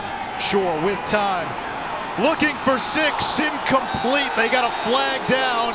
DJ Thomas on the coverage, and they're going to get him for interference. And it was that back right hand where he was contacting the wide receiver that was unnecessary. that this is where the penalty came from when we watched the replay. He was in perfect position in the hip pocket and did not need to do that. Pass interference, defense, number 18. 15 yards, automatic, first down. Yeah, this is the matchup we're looking for, but I want you to see here on this, that right hand back there, a little handsy. He was in perfect position, and here's the matchup that we're looking for. This is where the call was made, and you watch it here. Now, that might have been the pull there, but it looked like the flag came later, and I think it had to do with that right hand. He actually got away with pass interference the first time, and the officials got it right the second time. They like to use Kloosterman in the passing game here, but it's Shore on the keeper. And he makes his way inside the 5 to the 4-yard line, 2nd and goal. Number 17, Brian Shore with the keeper. James Madison brings in a second to tight end. Daniel Sheely, senior out of Yorktown, Virginia, number 15. And they like power football and ace formation with a 2 tight end set. Typically in these situations, you can expect to see Khalid Abdullah, the All-American running back, get a touch. Here's Abdullah running strong side and taken down after a short gain. 3rd and goal now for James Madison. I know it's very early in the 3rd quarter, but is this 4-down territory for Mike Houston? From this distance and the success that you've had on the ground, why not? You know, and because you're going to get outstanding field position if that is the case, as there's an injured Penguin on the field. Donald Messier, Jr. from Homestead, Florida. He's one of the starting D tackles. And he's played well for them today.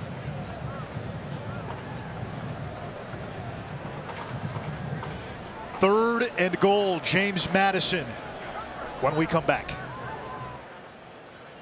Donald Messier, one of the starting defensive tackles for Youngstown State. Off the field, James Madison sets up for a 3rd and goal as the Dukes look to tack on to a 2-touchdown lead. This drive, the result of an interception by the Dukes. Curtis Oliver picked a pass off that went off the foot of a Youngstown State player. And James Madison trying to cash in with a short field. Yeah, this is their 4th red zone trip. The first 3 all resulted in touchdowns. Out of a 2 tight end set, Shore under pressure, throws back of the end zone. Incomplete for Kloosterman, but another penalty marker is down. David Rivers III, the senior from Miami, on the coverage. Yeah, and Rivers, he got worked pretty good in the Eastern Washington game and has come back here, and we haven't said his name a whole lot, and that's a good thing. Playing much better here against James Madison. Those Eastern Washington receivers, though. They're legit. NFL talent. Pass interference, defense, number 31. Half the distance to the goal line, first down. Our rules expert, Dave Kataya, in the booth. Was that catchable, Dave? Well, everything's catchable till you're absolutely certain it isn't. But take a look at this. It's close enough that he can reach it. In order to make something uncatchable, it has to be absolutely obvious it's uncatchable. These kids can do big things. He could have jumped. I think you're absolutely right. 1st and goal after the penalty. 2 tight ends in the game. Abdullah up the middle, and he's taken down behind the line of scrimmage by Jalen Kelly. 2nd and goal. That's great defense, and right now they're teeing off on Abdullah, which I think is the right thing to do. But just about the time that the offense lulls you to sleep with the run is when they like to pop Brian Shore out with the zone read or a naked boot, if that's the case. Abdullah again reaches across the goal line for a James Madison touchdown.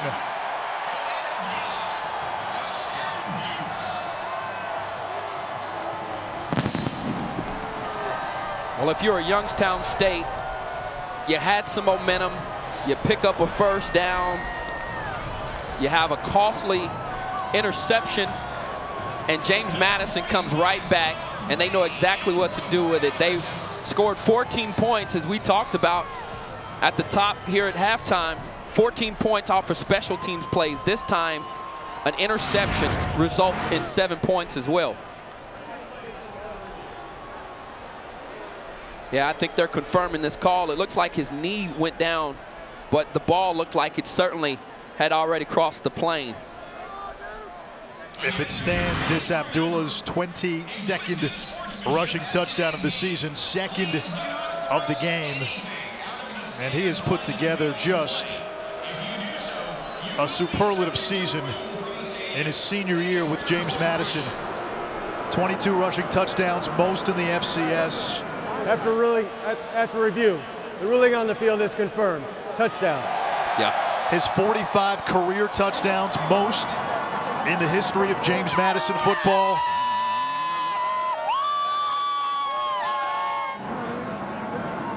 The 22 rushing TDs, also a single season school record, second team All-American, and he's getting close to 1,800 yards rushing on the season. Amazing. He's just a productive player. And the thing that I think is most impressive is when you talk to the coaching staff about his character and the type of young man that he is. I think that stands out more than him and his production on the football field.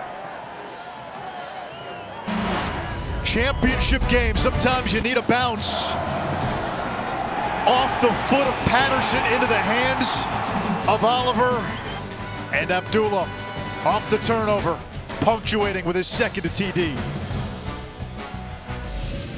Last night in Frisco, it was the awards banquet. They handed out the Jerry Rice Award. That goes to the top freshman, the Walter Payton Award, the Heisman of the FCS as well. Jeremiah Briscoe winning the Payton Award, quarterback at Sam Houston State. They were knocked off in big fashion by James Madison. And that was arguably Briscoe's worst performance of the year. Well, the knock on Sam Houston State, with all due respect, they had a great regular season, put up gaudy numbers. The knock was they hadn't played anybody. Yeah, and they ran into a buzzsaw with this Madison defense that the Penguins are also finding out that it's extremely hard to move the ball, convert first downs, and then score points. Youngstown State needs a spark. Here's Webb. That's not a spark. My. Taken down shy of the 15-yard line. You're watching the FCS Championship. For more information, go to NCAA.com, the official online home for all 90 NCAA championships. The player down on the field, it's Joe Alessi, the number 3 running back, with Martin Ruiz suspended.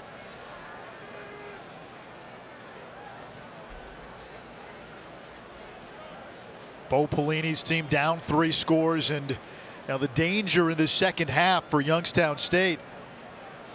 They're not really an offense that loves to throw the ball up and down the field to get back into the game.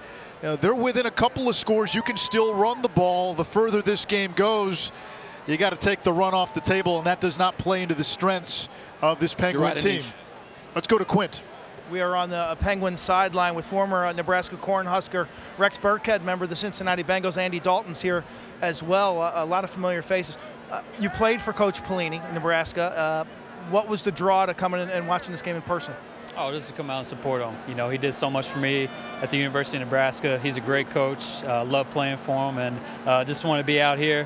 Proud of him, proud of the season he's had with Youngstown, and just want to be here to support him. How do you best describe the connection that Coach made with you, obviously? Yeah, you know, he did so much for me off the field, you know, just becoming a better person, seeing the important things in life, and, you know, that's what I took from him. And he cared for his players. We wanted to win for him, and he did everything for us. So he's a great guy, and like I said, I'm just here, glad to be here. What similarities do you see with this Youngstown State team and maybe the Nebraska teams that you played for? Yeah, you can tell, man, they're fighters, and that's what he always implemented with us, to make sure we were fighting and continue to try to win throughout the game. Rex, great seeing you. Thank you. Appreciate it. Thanks, Quint. 1st and 10, Youngstown State. Webb looking for some running room. It's not there. 2nd and 10. When we talked to Bo Pelini yesterday, it's interesting. He has this gruff exterior. Yeah. And then the longer we sat down with him, It's almost as if he's afraid to reveal that there's this nice, warm-hearted person once you get below the surface. And once he opened up about why he came to Youngstown, what it meant to go back home, his wife is from there, you really started to see a side of Bo Pelini. I don't think television does justice when you see him yelling at guys on the sideline. I couldn't agree more. And, you know, and for players to come back like Rex Burkhead, it's proof that this young man is doing it the right way, because players don't support coaches they don't like. Over the middle, incomplete, third down.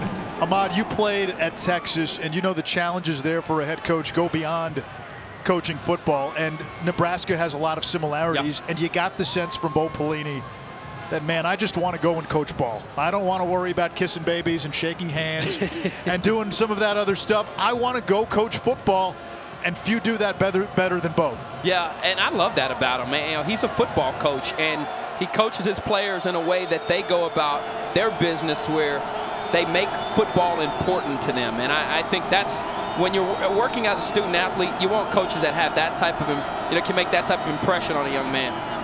Near sideline, Patterson makes the catch and then spun down by Moreland. And this will be close to a first down. It appears he has it from the spot. And Youngstown State with a crucial third down conversion to keep this drive moving. Yeah, and from looking at it here, Hunter Wells has thrown that out route numerous times today. And part of the reason why they're throwing that is they're getting man-to-man on the outside edges, and they're lining the wide receivers in tight and allowing them to have that space for Wells to throw the ball. They've had success there, despite Wells missing a few of those throws, and also one resulting in an interception. Play action. Incomplete, intended for Jeremiah Braswell, second down. Some notable names to come out of Youngstown, Ohio. Bob Stoops, Mike Stoops, oldest brother Ron is the special teams coordinator for Youngstown State.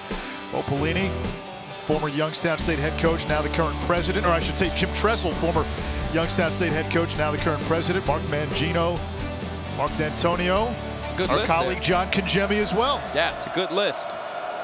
Those guys have certainly made their mark on college football. Ed O'Neill, by the way, the actor, also played at Youngstown State in the 60s. That would have been after he scored 4 touchdowns in a game for Polk High. Sideline pass caught by Isaiah Scott. It'll bring up third and short, a gain of 8. And James Madison plays what you call a quarters look, and it's like a man zone concept. After a certain level of depth, you turn into man-to-man coverage, and that's why Youngstown has decided to combat that coverage with these out routes. One of the harder routes to cover in cover 4 is a 7 to 8 yard out route where you force the players to make a decision and to commit. Goal line set here on third and short, and it's Webb who will get the first down across the 35-yard line for the Penguins. And that's 2 crucial and critical third down conversions they've had. And I know they wish they probably would have had this a little bit sooner with a 21 deficit staring them right in the face, but the rhythm that this offense is playing with right now is the rhythm that we've seen them play with throughout the year, where they've been able to convert. Not a big play offense. They chip away, they wear you down, and then they score. Now they were able to come back from 11 down in the fourth quarter on the road in the semifinals against the number 2 seed, Eastern Washington. Here's Webb, slipped out of the backfield initially and then dropped by Gage Steele, the team's leading tackler, the leader on defense. He told me Thursday Eminem is his big pregame jam, gets him fired up before every game. No doubt. He's got a little swagger to him. Football player, and the staff said that he's the epitome of what it means to be a football player. He's just one of those guys with blood, you know, dripping out down his elbow, his face mask turned sideways, and he's like, Coach, where's the next play? You know, he's that guy and the leader of this defense. He's got that 90s neck roll going too. Wells threads that pass in there at the 45-yard line, a yard shy of the first down marker, a gain of 8. It's Jacob Wood, third tight end with just his 4th catch of the season. Yeah, they feature their tight ends, Rader, Kuhn, and Wood in this offense, and you'll even see number 95, Parente, come into the ball game as well when they want to get into their power running game. But their tight end group is a very important group here, as they've got 3 of them lined up in the game as we speak. 2 on the line of scrimmage, 1 in the backfield, and it's a give to Shane Kuhn. And he plows ahead for a first down at the 48-yard line. That was his 7th rushing attempt of the season. They use him as a tight end fullback hybrid. Yeah. You know, and most of these guys are interchangeable, and you know, that type of versatility just increases your chances of getting on the football field. Another big 3rd down conversion for the Penguins. Now they've got both running backs now into the game, McCaster and Webb.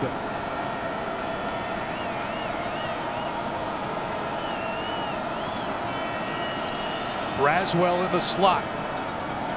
Wells off play action, blitz picked up. McCaster slips a tackle.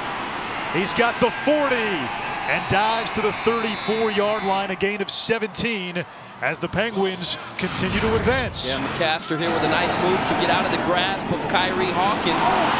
Nice job of keeping his knees high and generating that power that's necessary to power through a tackle.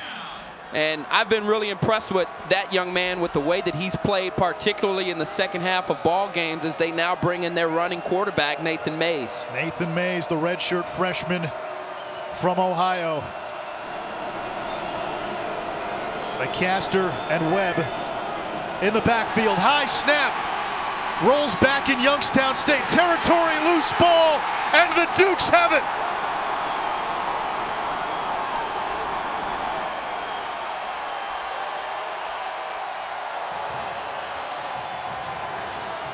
Second turnover of this quarter for Bo Pelini's Penguins.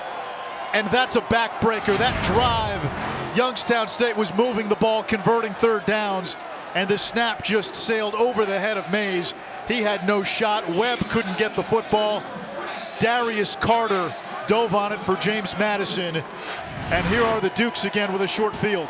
10 plays, 52 yards, had chewed up 5 minutes on the clock, and center just airmailed it over the quarterback's head, and then Mays turned around and tried to block Carter to prevent him from getting the ball. Carter ran through that. Ball popped back out. Duke's ball.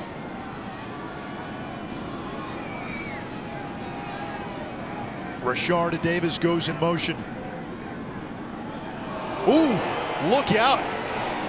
DJ Thomas got in the backfield and upended Abdullah for a loss of 2. That's a physical tackle. As a nickel back, and they like to bring him with pressure. That time there just beat the pulling left guard, A.J. Bolden, to the point of attack, and a ferocious finish from the cornerback, Thomas.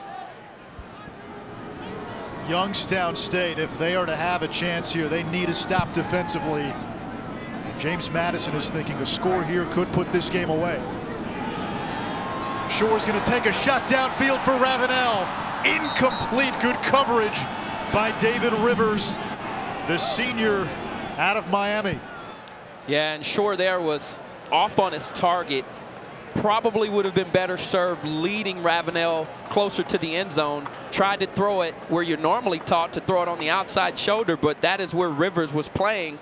Rivers with an excellent job of covering downfield and getting the job done.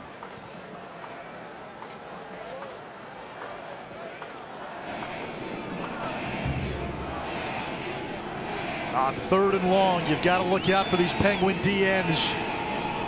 They'll run a draw, and it's Sharp fighting his way to the 45. He's to the original line of scrimmage, 4th down. So the turnover by Youngstown State, and then 3 and out James Madison. The Penguins defense came through. Yeah, Youngstown State, they were ready for this. Sudden change, one of the hardest situations for a defense to be put in. You're on the sideline making adjustments. You're drinking your Gatorade. You got to slam it down and get out on the football field. But the Penguins were prepared with a 3 and out. That might be the difference that helps them stay in this ball game as the Dukes are forced to punt. Ryan Emans will return the punt.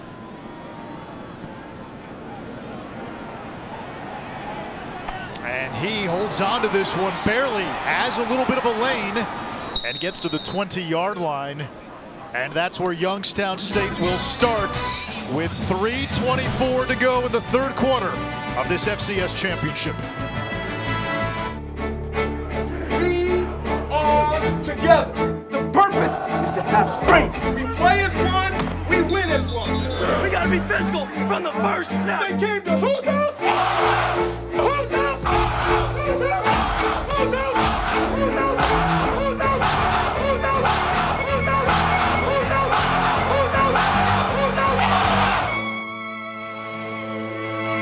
Monday night in Tampa, it's the College Football Playoff National Championship game presented by AT&T, Alabama and Clemson for a second consecutive season. A Bama defense that has been an all-time unit.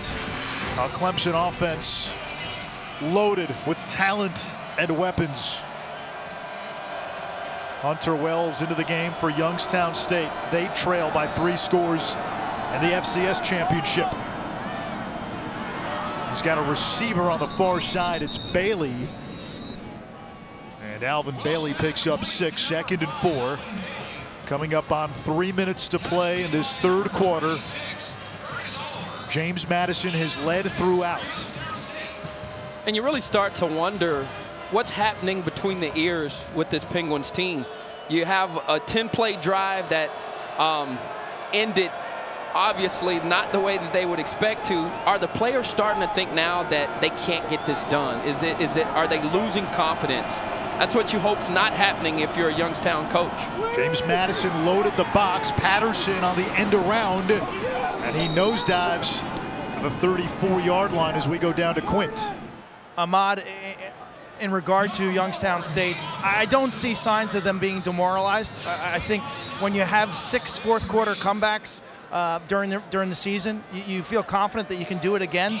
So I think their attitude's good. What I see a lack of is explosive plays and a quick strike attack, and they've got to just grind and grind and grind, and that's a tough road right now.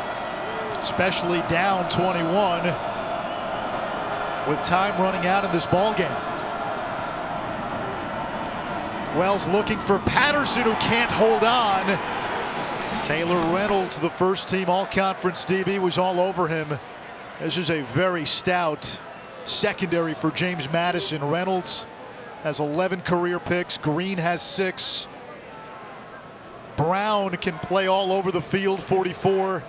And Moreland has had himself a nice postseason. Yeah, this secondary, they are very good. They do a nice job of plastering to wide receivers, and they're aggressive. You see them here, all in press coverage across the board. In man-to-man coverage, just goes to show you the types of confidence that the Duke's defensive coordinator has in his players on the edges. Play clock at 1. The Penguins beat it. Wells standing in, goes right back to Patterson. Looked like the exact same play, and it's good for a first down. Nice job of competing there from Patterson. I mean, watch these two guys battle. Press coverage, Reynolds with outside leverage. Little handsy there, and with the DB just all over him, Patterson's main focus was completing the play. It worked for him. You see him being congratulated there by his teammates on a fine effort. Damaw Patterson Jr. from Apopka, Florida, on the ground. And that's Webb stumbling toward midfield, tripped up by Gage Steele. Less than 2 minutes to go in the third. Youngstown State has had 2 turnovers in this third quarter. James Madison able to cash in 7 points off the first one. And both really, one was fluky. The ball goes off the foot of Patterson. It looked like it hit the ground. It went off his foot, goes right into the air, and it's intercepted. And the other was just a bad snap by the center way over the quarterback's head.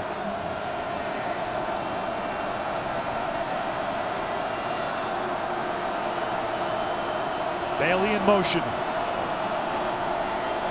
Press coverage all along for James Madison. Wells gets blown up in the backfield. It's Gage Steele with a huge sack.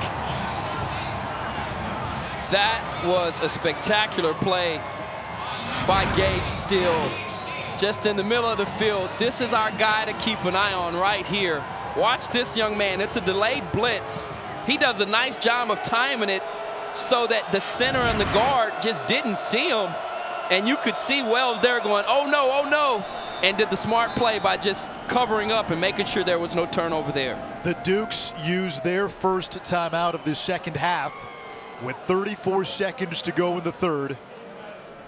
3rd and 17 for Youngstown State.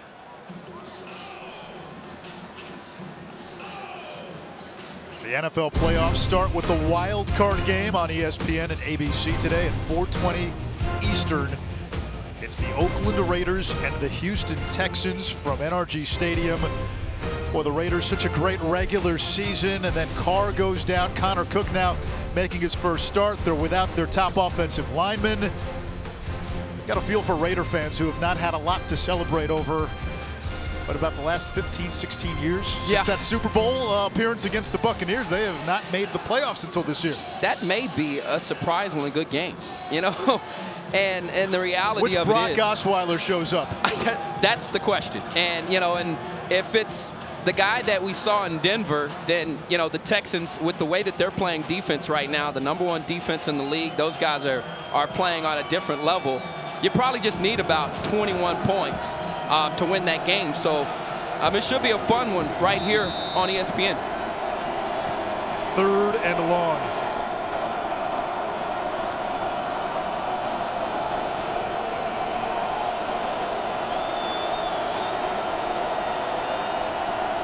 James Madison playing 3 deep. They'll rush 4. Wells down the middle of the field, and it's caught by Kevin Rader.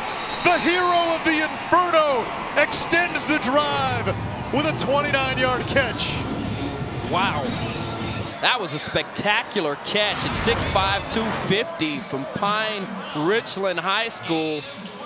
Nice job there of cutting inside of the defensive back, Jordan Brown, and he just attacked the football. He wanted it more than the other guy. Results in a first down. Longest play of the game for Youngstown State. Quint mentioned down on the field, where are the explosive plays? That was one, and it came on 3rd and 17.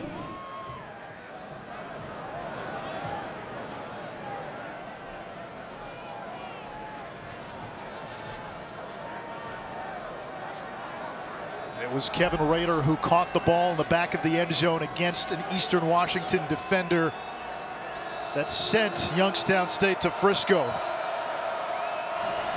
They get a play off before the 3rd quarter ends. Wells steps up, in trouble, and he's sacked. Andrew Ankra got him, and that's how the 3rd quarter ends in the FCS championship game. The Penguins are not dead yet. They're on the move. They need points in a hurry. The 3rd quarter went James Madison's way. An interception led to his score. The Dukes 15 minutes from a championship.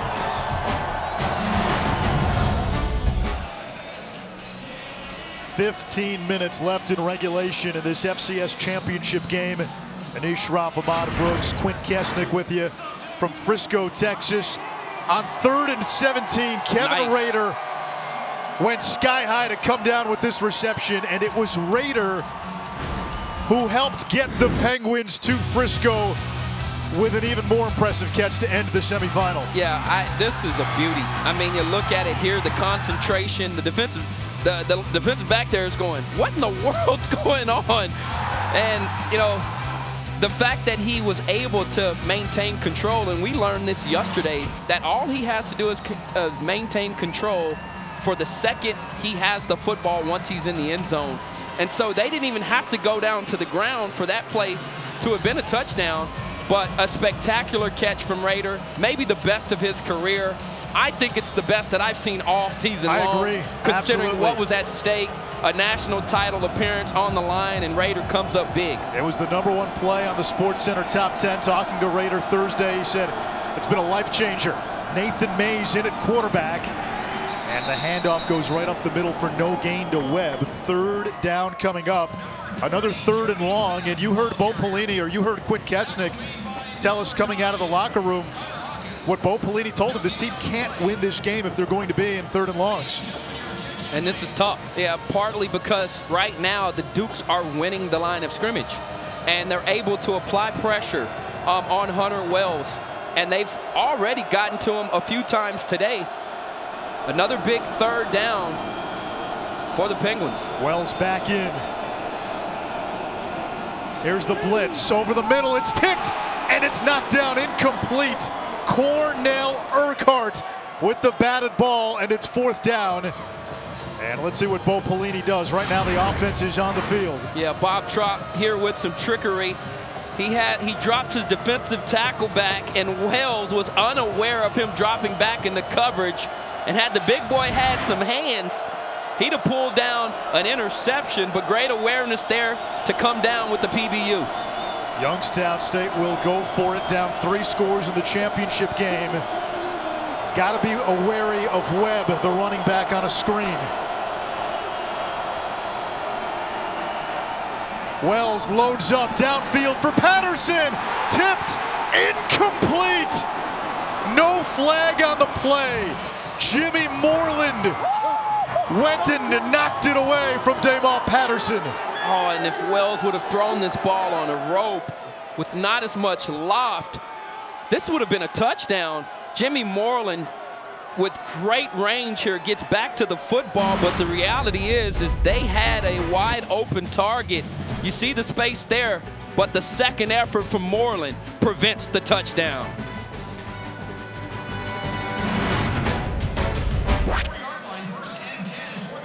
Chris, thank you. James Madison gets the ball back after a turnover on downs. Game of inches, Ahmad.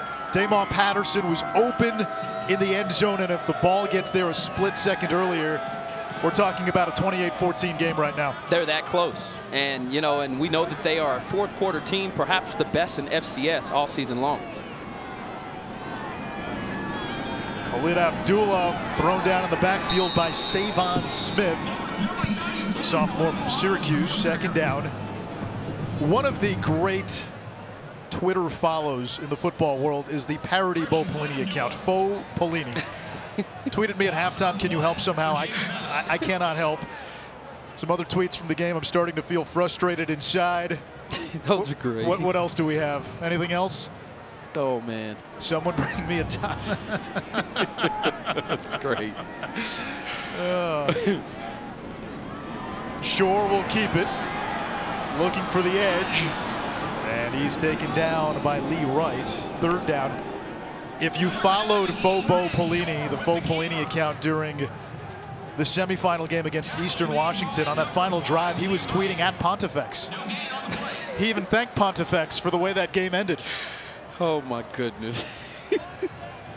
Remember the cat when Bo Pelini, that spring game for Nebraska, walked out with the cat, acknowledging the fake Twitter account? That almost destroyed the internet. Yeah. Oh, boy. 3rd and 11, James Madison. Boy, took a little detour there. Here's the blitz. Shore in trouble, escapes. This is where he's so good and dangerous. He'll chuck it deep downfield for Ravenel, and it's incomplete. 4th down. Jalen Powell got his hand on it. It was Powell who had a key interception in that semifinal win against Eastern Washington. Yeah, but can't you say enough about Brian Shore and his ability to extend plays? That time there, once again, duping Derek Rivers, one of the best defensive ends in all of FCS. He's a guy that's just nimble back there, his pocket awareness, and I said it earlier, I mean, the guy's like Neo from the Matrix. I mean, things just slow down for him, and he's able to see things and make things happen. That time there, preventing a sack. They brought the cavalry that time. Here's Emans, and he runs out of bounds, shy of the 35. Huge possession coming up for the Penguins, down 21. 12:34 to go in regulation for Bo Pelini's team. Youngstown State's offense in the last 5 games averaged more than 42 points and 336 rush yards. Today, 7 points, 21 rushing yards. And Anish, I think this is the determining drive for the Penguins. If they want to get back in this ball game, they need to strike quickly. Wells sidearms that one to Webb, who's out of bounds at the 32. That does not seem to line up with how this team is built, however. Well, you just saw their most effective way to take shots down the field is via the play-action pass. And in order to get into the play-action pass, you've got to have success running the football. They're not doing that right now. So the Dukes are not at all, taking into account their running game when it comes to the play-action because they've shut that down all game long. On second down. Wells steps up, nowhere to go. Swarmed by Purple. We go down to Quint. Anise, the other factor right now for this offense is urgency and a sense that you're in a 3-score game here. Clock is working against you, and they don't seem to be any kind of rush to play with any kind of tempo now. Sitting in the huddle, looking over the sideline, play clock getting down around 15-10 before they snap. They need to pick up the pace. No question. And this is where the Dukes have won the ball game today, is in 3rd and long situations, their ability to cover downfield and to get after the quarterback. There's the pressure. Wells takes a shot downfield for Bailey. Moreland again to break it up. Jimmy Moreland has made a number of plays in the secondary for James Madison today. You're looking at the best secondary in FCS when you look at Taylor Reynolds, Raven Green, Jordan Brown, and last but not least, Jimmy Moreland, the redshirt sophomore from Florida, is a young man that they said has all the intangibles. He's got the length. He's got the speed. It was about putting it together. Where he struggled the most was between the ears and in the rib cage. And now you see this young man really playing at a high level right now in the championship game. He had some off-field issues. He's gotten past those. Schuler's punt will be down at the 31-yard line. James Madison gets the ball back up 21 with 11:18 to go in the 4th. That was Mike Houston pregame, and boy, James Madison is close to taking this thing back to Harrisonburg. Mike Houston, look at the success he's had everywhere he's gone. In fact, in 5 of the last 6 seasons as a head coach, he's been coach of the year in his conference. Well, I mean, at this point, you start to wonder how long is he going to be here. And, I've been impressed covering them the last 2 ball games with his ability to prepare his team and to organize his group. There's Brian Shore. He's been a big part of their success this year, a gain of 8. And don't get me wrong, Brian Shore, Khalid Abdullah, Brandon Ravenel, and defensively, they certainly have some players on that side of the ball. And I think Everett Withers definitely left this program with some talent. But to take it to the top, they hadn't gotten out of the 1st round. They hadn't won a playoff game. And so to see what they've been able to accomplish, that's a direct reflection of what Mike Houston has brought to this team. The toughness, the physicality, both mentally and physically. The Dukes bleeding some clock here with a 3-touchdown lead.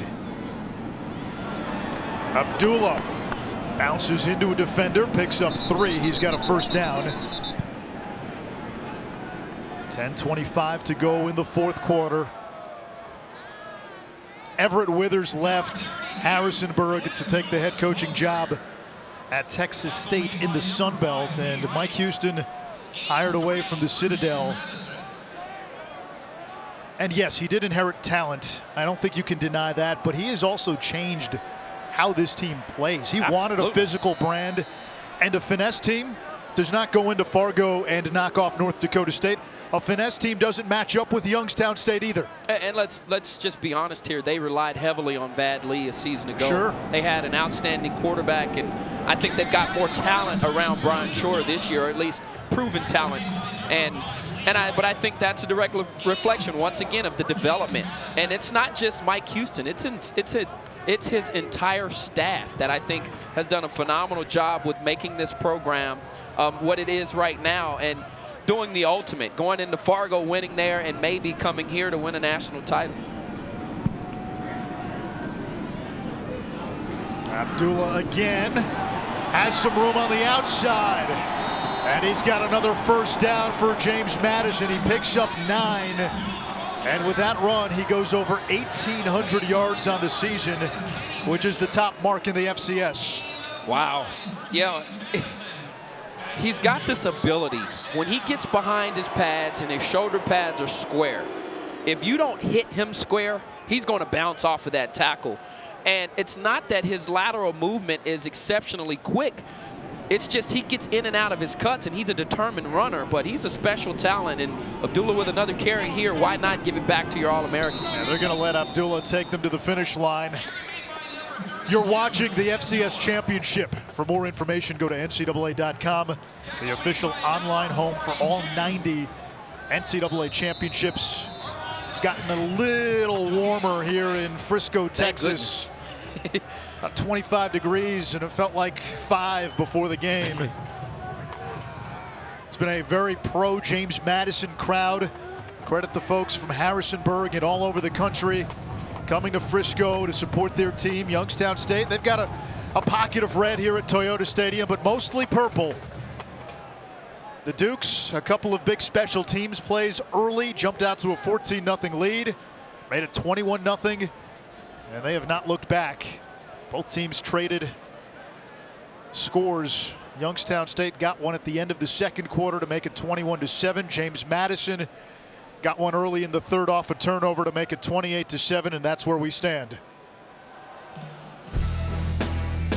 First Take is now on ESPN. That's right, Monday through Friday, 10 a.m. to noon. Stephen A., Max, and Molly discuss and debate the most compelling and entertaining topics from the world of sports on ESPN.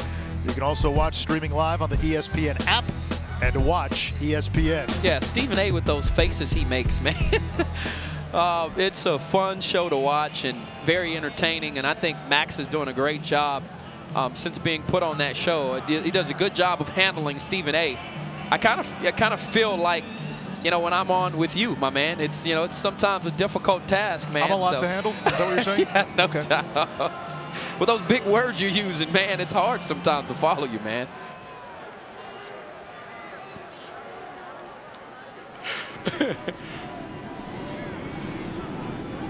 I'm a lot to handle. I see where now an entire season's worth of frustration is coming out. All right, partner. Oh, there's Trey Sharp. Tackled by Avery Moss. You've had your moments too. No doubt. And I think the team... Just want to point out a couple of things.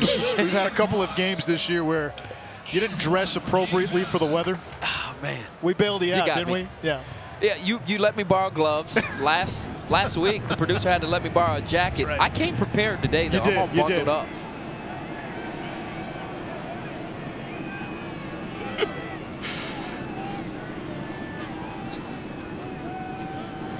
On third down, this one gets away from Shore. He's able to recover, but Moss had his paws all over him, and Avery Moss comes up with a sack with 7:30 to go in the fourth. By the way, our producer just reminded me that the first time you were at the Fargo Dome, you layered up because you thought you were going to be in North Dakota, and then it dawned on you were indoors. I was sweating profusely, man, on my SportsCenter hit. It was a bad deal, bad deal. But I tell you what's been great today, man, is watching James Madison come full circle. And this program, we can't say enough about what they've been able to accomplish. And at this point, they've got pretty solid control of this game, and the Penguins will need a miracle. And they've had plenty this year in order to win this ball game. Youngstown State with the ball inside its own 15. Bo Pelini's team does need a miracle. James Madison, 6:45 from a championship. The NCAA awarded the Elite 90 to Hunter Wells, the quarterback for Youngstown State, and it's an award that recognizes a student athlete who's reached the pinnacle of competition at the championship level in their sport while also achieving success in the classroom. And I had a chance to spend some time with him on Thursday. What a journey it's been. He said he was so downtrodden midseason after being a four-year starter in high school and starting the last 2 years, and was a scout teamer, a fourth-string quarterback for the first half of the year. Wells downfield, incomplete. Second down, there is a flag. Yeah, Taylor Reynolds was all over the wide receiver on that particular route. Got very physical with him when the ball was in the air. I have a feeling that's where the pass interference call will be made.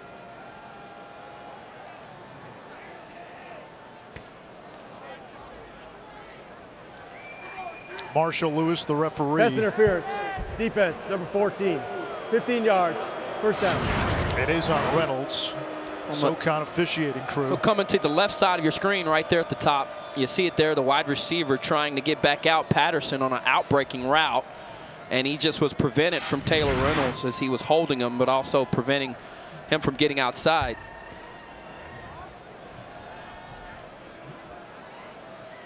Hunter Wells, again, a fourth stringer at the outset. The plan was to redshirt and then revisit options after the season. And even the coaches told us, they kind of figured, okay, you can redshirt so you don't have to burn a year of eligibility and then go elsewhere, transfer.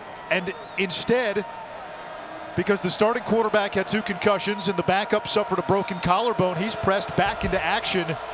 Goes 7-1 as a starter down the stretch. And has helped Youngstown State come this far. That one is juggled and it dropped incomplete. Rader was the target there. Second down. Yeah, Raiders made some phenomenal catches that time there. Probably the most catchable ball he's had all day. He drops.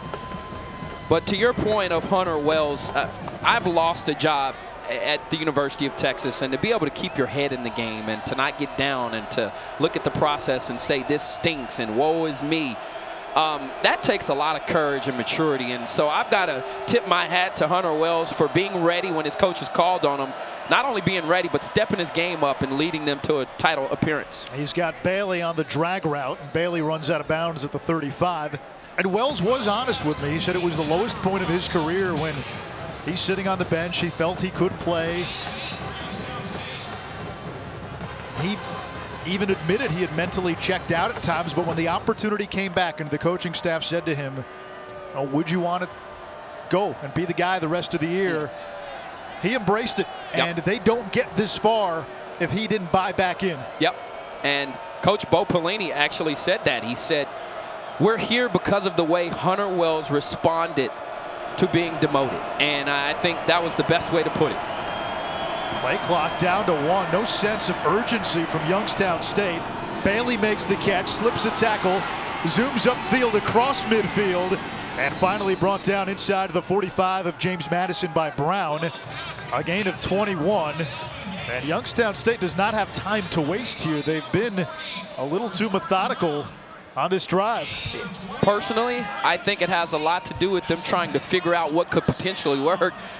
This Duke's defense has been stingy today, and there hasn't been a lot of success for the Penguins. So they're trying to call the right play. Several times we've seen Wells check with me plays to the sideline to make sure they're in the right formation and look. Pocket collapsed and Martez Stone got a sack.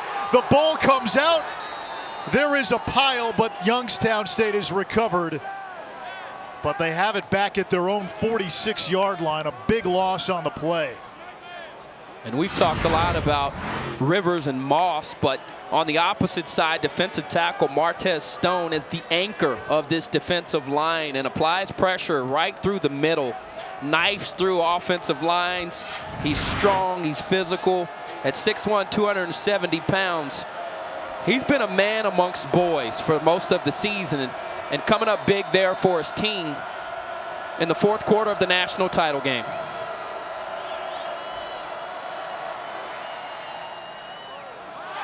Into the hands of James Madison. Taylor Reynolds.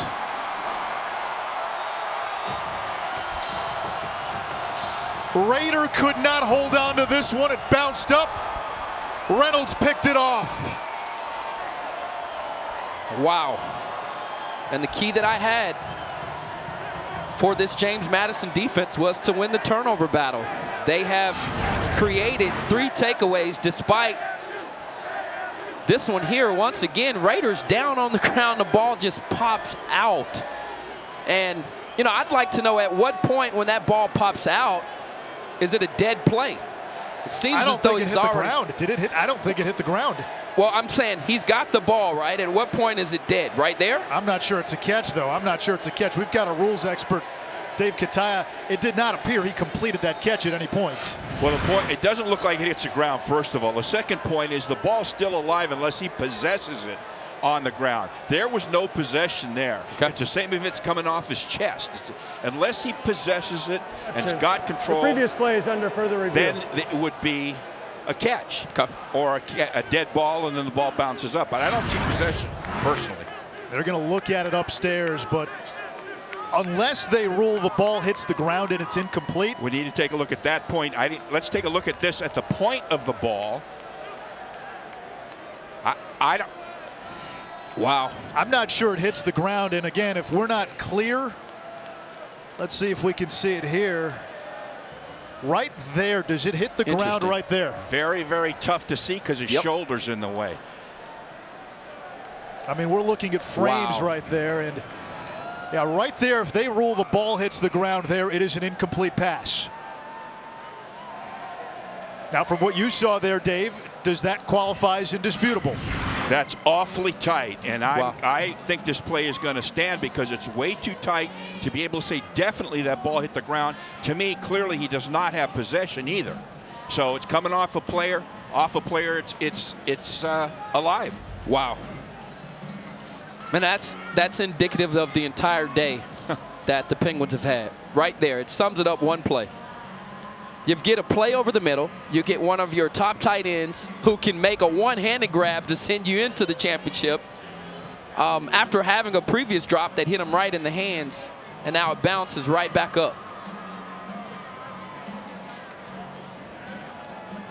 The one frame, it appeared the ball may have hit the ground. And again, was that indisputable?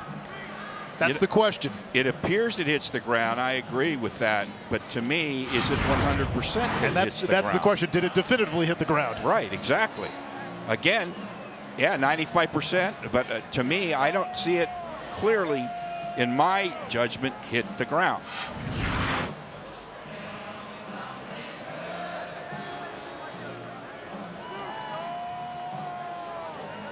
Officials spending a long time. Jack Kramer, the replay official. Marshall Lewis, the head referee in the white hat, part of a SoCon officiating crew. There's Kevin Rader. His reception in the semifinals against Eastern Washington. In the back of the end zone, a play called Y Python is the reason Youngstown State moved on to Frisco. And I thought it was interesting. Prior to the play, offense coordinator Shane Montgomery told Hunter Wells to actually go to that route because it was the shorter route and the quicker throw to make, and he looked them off and then came back to the route. So here goes the call. After review, the ball hit the ground, therefore the pass was incomplete. It will be third down at the previous spot. Please place the game clock at 5 minutes and 7 seconds. Dave, are you okay with that overturn? The only thing, they have equipment that they use in there where they can freeze frame it and blow the picture up, which I don't know that we saw here. They also have what's called the quad system. They can freeze 4 replays at the same time. If they saw something differently than what I saw, I can see that. But based on these shots, I just don't see it at 100%. Yeah, fair enough. Discretion call, you know. Right. Youngstown State gets a break, so instead of a turnover, they get the ball back, 4 down territory. It's 3rd and 21, 5:07 to go in regulation. James Madison looking to close in on its 2nd FCS championship. They won it back in 2004. And it has been a dominant defensive effort by the Dukes against an offense that had played awfully well over the last 5-6 games, especially running the football. And when you count the sacks, which count as negative rush yards in college, Youngstown State has 9 rushing yards today. Came in averaging more than 330 per game over the last 5. Against a 4-man rush. Underneath to Webb. And he gets out of bounds near the original line of scrimmage. So 4th and 10 coming up, and 4th and likely the season.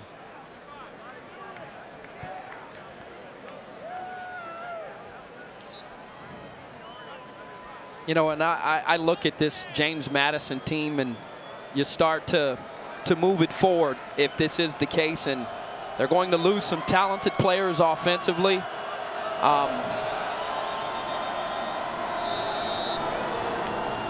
another timeout.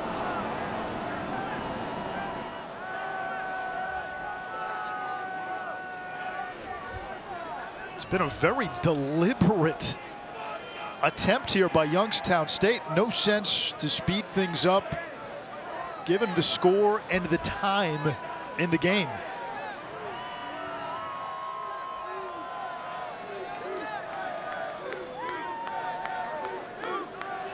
Although the runner went out of bounds, clock will start on my signal.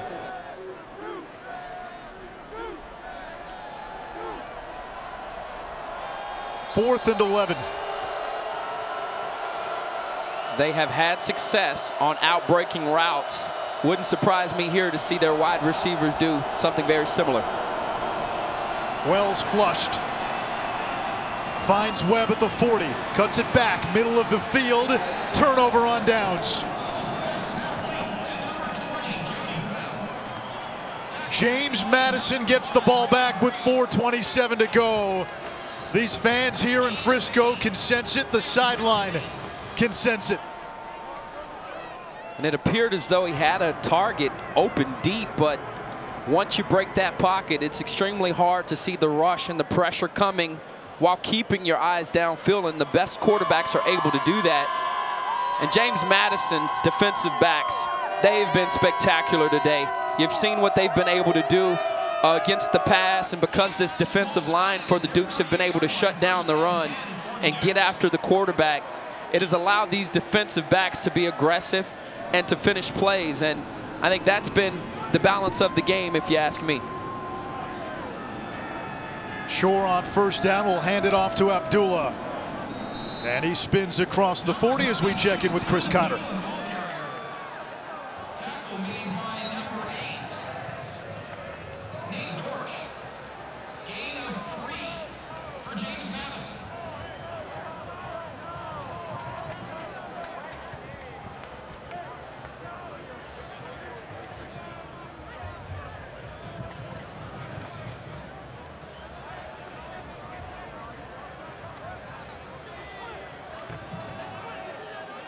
Thank you, Chris. James Madison looking to run out the final 4 minutes. Abdullah again finds some room over the middle. And he is to the 46-yard line, third down. Madison has played clean, no turnovers, only 3 penalties. And what has been so impressive about Mike Houston's team is their ability to win different types of games. You want to play a shootout? Well, they can score 80 points. They can score 60 on you. You want to play a defensive slugfest? Well, we've seen that now 2 straight games. 2 teams from the Missouri Valley, a league known for its physicality, and James Madison has been the more physical team. This team is not scared of any challenge that has been thrown their way. They've embraced it, and they have told themselves, we're built for this. And they've come out and performed and backed it up. And I really love the way that this team has played and gelled together, and I think a lot of that has to do with, we talked about some of the senior leadership. It looks like you're going to lose 3 starting offensive linemen. You lose your All-American running back, your top wide receiver. And so what happens next year, who knows? But what I can say is that this team has done a wonderful job. I know Mickey Matthews, along with Everett Withers, brought in a lot of this senior talent, and they've been able, despite the coaching changes, to still figure out a way to win football games and stay together.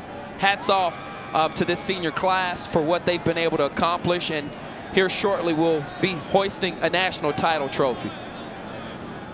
When we spoke to Mike Houston before the semifinals, you know, we posed the question to him, when you enter a program that had won, they hadn't won this big, but they had won, they had gotten into the playoffs with Everett Withers, how much of the culture do you change? And Houston was pretty honest. He said, we changed all of it. Kane gets this punt away. Booming kick. Fielded inside the 15. Great coverage by James Madison.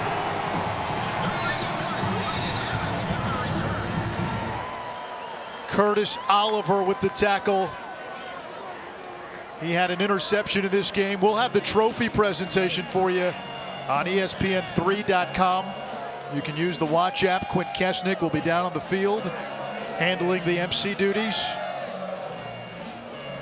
But Ahmad, you know this. Sometimes a coach walks into a program that has won, and in James Madison's case, 9 wins in back-to-back seasons, and you say, hey, we're going to change everything. Sometimes you worry about players in the locker room saying, hold on a minute. We're not that far away, but to Mike Houston's credit, he wanted to build a team that could not get to the playoffs, but that could win the whole thing. Well, and players will buy in if you're winning.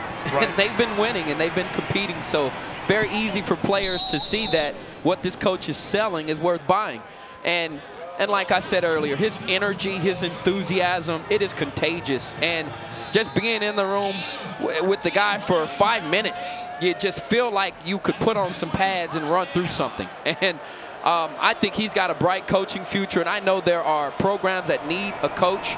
I'm not trying to push him out of James Madison, but you'd have to think that there's some presidents and athletic directors putting him on their list. Gage Steele with a great open field tackle. Meanwhile, the James Madison contingent is saying, hold on, he just got here. It's the reality of this business that we live in. 2 minutes to go, and the Dukes on the verge of a coronation. Wells pumps, ran into his own lineman, looking to buy time and throws it away. 3rd down. Back to the studio and to Chris.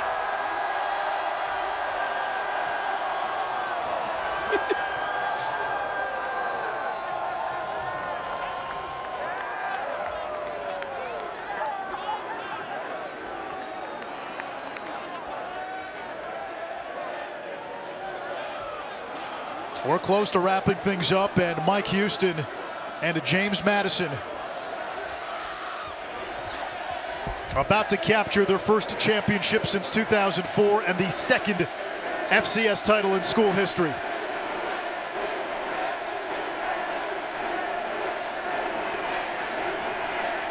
Wells heaves one deep downfield, nobody there, 4th down. He was trying to take a shot, looking for Braswell, who cut his route short, and Wells just launched that thing. The most outstanding player of this championship game is Khalid Abdullah. 98 yards on the ground, a couple of rushing touchdowns. Broke the school record for most rush yards in a season in this game. Also broke the school record for most career touchdowns. Special talent, an outstanding complete running back that has a nose for the end zone. What more could you be looking for out of a running back? Webb goes up to make the catch. Gets the 40, gets out of bounds after he picks up a 1st down. Youngstown State will extend the drive with 1:36 to go. Bo Pelini, he was dealt a tough deck in his 2nd season. 2 quarterbacks go down. There were suspensions before the semifinal. 2 starting safeties, both all-conference caliber. Your top wideout, 1,000-yard rusher. They go on the road and win in Cheney. Wells across midfield, slides down at the 45, but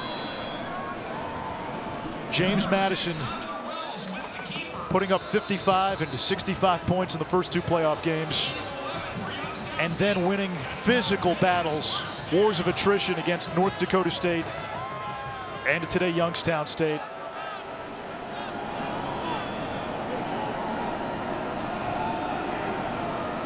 Wells deep down the far sideline and almost intercepted by Moreland.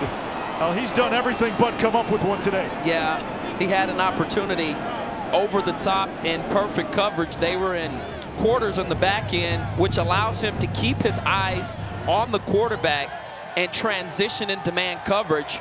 He declared with the man that he had. He tried to high point the football, just couldn't haul it in as Wells was trying to look for the big play.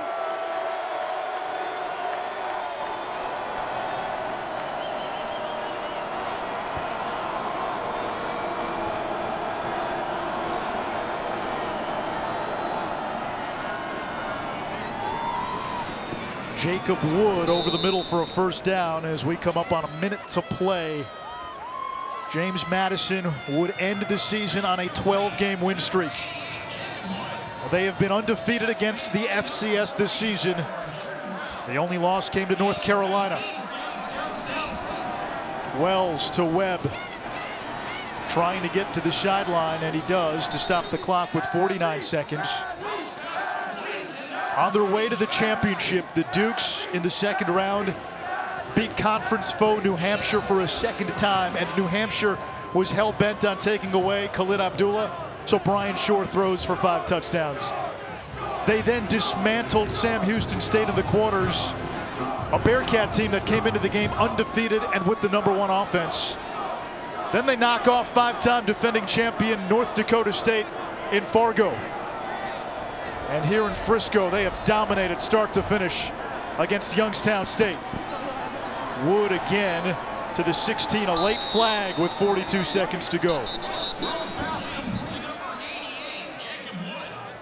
Yeah, they've been the most complete team in the postseason. When you look at offensively, the way that they've competed. Defensively, look at this stingy unit out here, flying around, bringing a physicality that has been unmatched. And then the special teams we've talked about. Holding, defense, number 26, 10 yards, automatic first down. Curtis Oliver there with the hole. But the special teams, you know, also another unit, as you see the offensive linemen, anytime they are hovering around the water cooler, they're scheming. And they're not just drinking it, okay? These guys are scheming, you're right.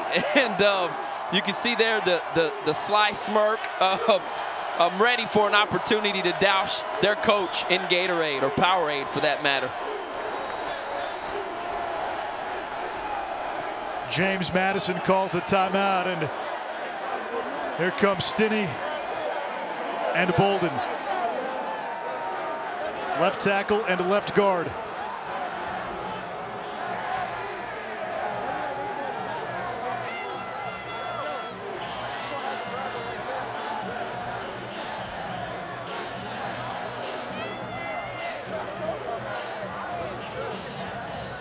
You got to be cautious. You have to make sure he doesn't see you.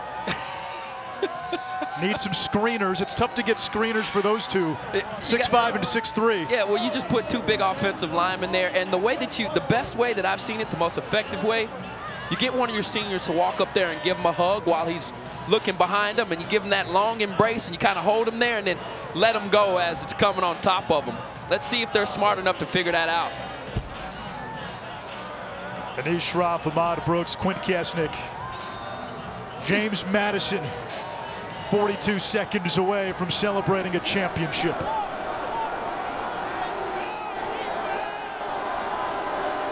Against a 3-man rush, Wells over the middle. Webb again makes the catch at the 12. Clock continues to run.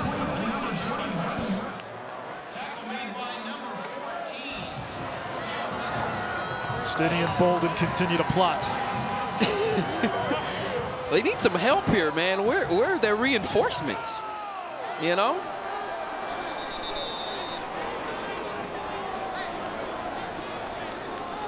"17 seconds to go." Another timeout.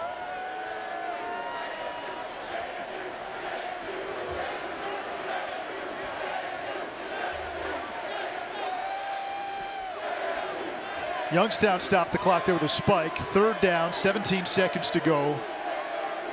28-7, James Madison.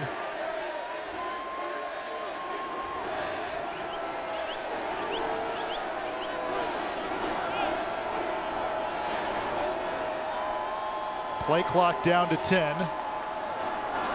Watching the field and watching the sideline, Stinney and Bolden making their way with the Powerade. Wells pumps. Now rolling out. End zone. And that's a touchdown for Youngstown State. Jeremiah Braswell with the TD catch, his first of the season. And with 10 seconds to go, it's 28-13. Wow. You understand the effort, you know, in terms of trying to score here. To end the game on a positive note, the reality of it is we see the score 28-13 now, maybe 14. The bottom line, though, is the Dukes have dominated, and I think that's the point here that has to be made. Yeah, they sat back essentially in prevent defense for most of that drive. Youngstown State gets 7. It makes the final score look less lopsided.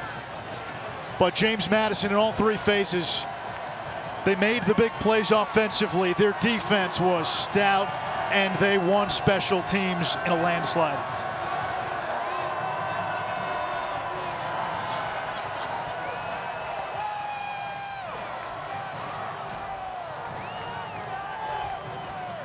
Now the celebration has begun here in Frisco. These James Madison fans came en masse from Harrisonburg and from all over to support their Dukes. This crowd mostly purple. They watched their team take down the Dakota Dynasty in the semis, and we're about to have a purple rain in the FCS. Nice. Look at this right here. Oh, boy. And by the way, the officials did come on during the game and warn the fans not to do that. Good luck. And when you're competing for a national title and about to win a national title, hey, everything goes. Onside kick set up for Youngstown State.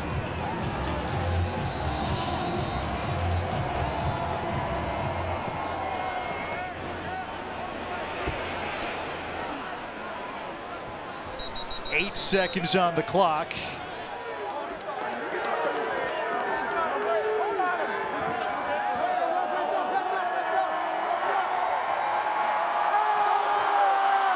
And they worked at the offensive lineman, Matt Frank, held them up while they were able to get the Powerade shower for their coach.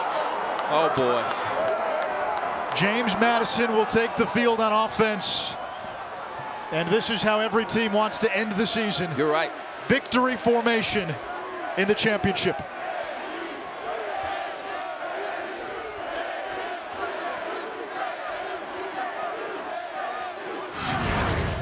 Is that a fan on the field? What the world's he doing?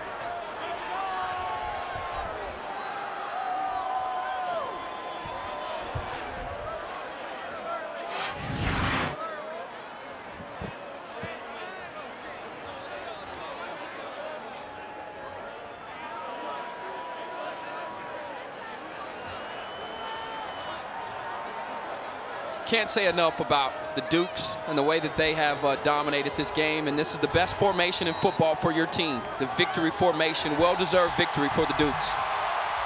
The Dukes of James Madison are kings of the FCS.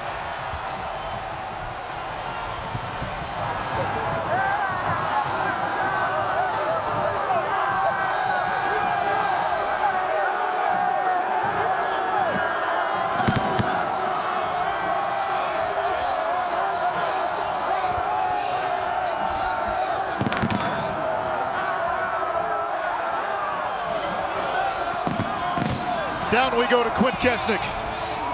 Coach, quite a scene here. How do you best characterize the play of your defense? Well, it's just, you know, when we got here, that was probably the weakness of the program. And to see them come in here today and win the national championship, it just makes all the hard work worth it. I'm so proud of that group. How do you characterize this scene? Hey, this is JMU Nation right here! What's it mean, Coach, to win the national championship? Well, I mean, for us, it's the ultimate achievement in this profession. But I've been very, very fortunate.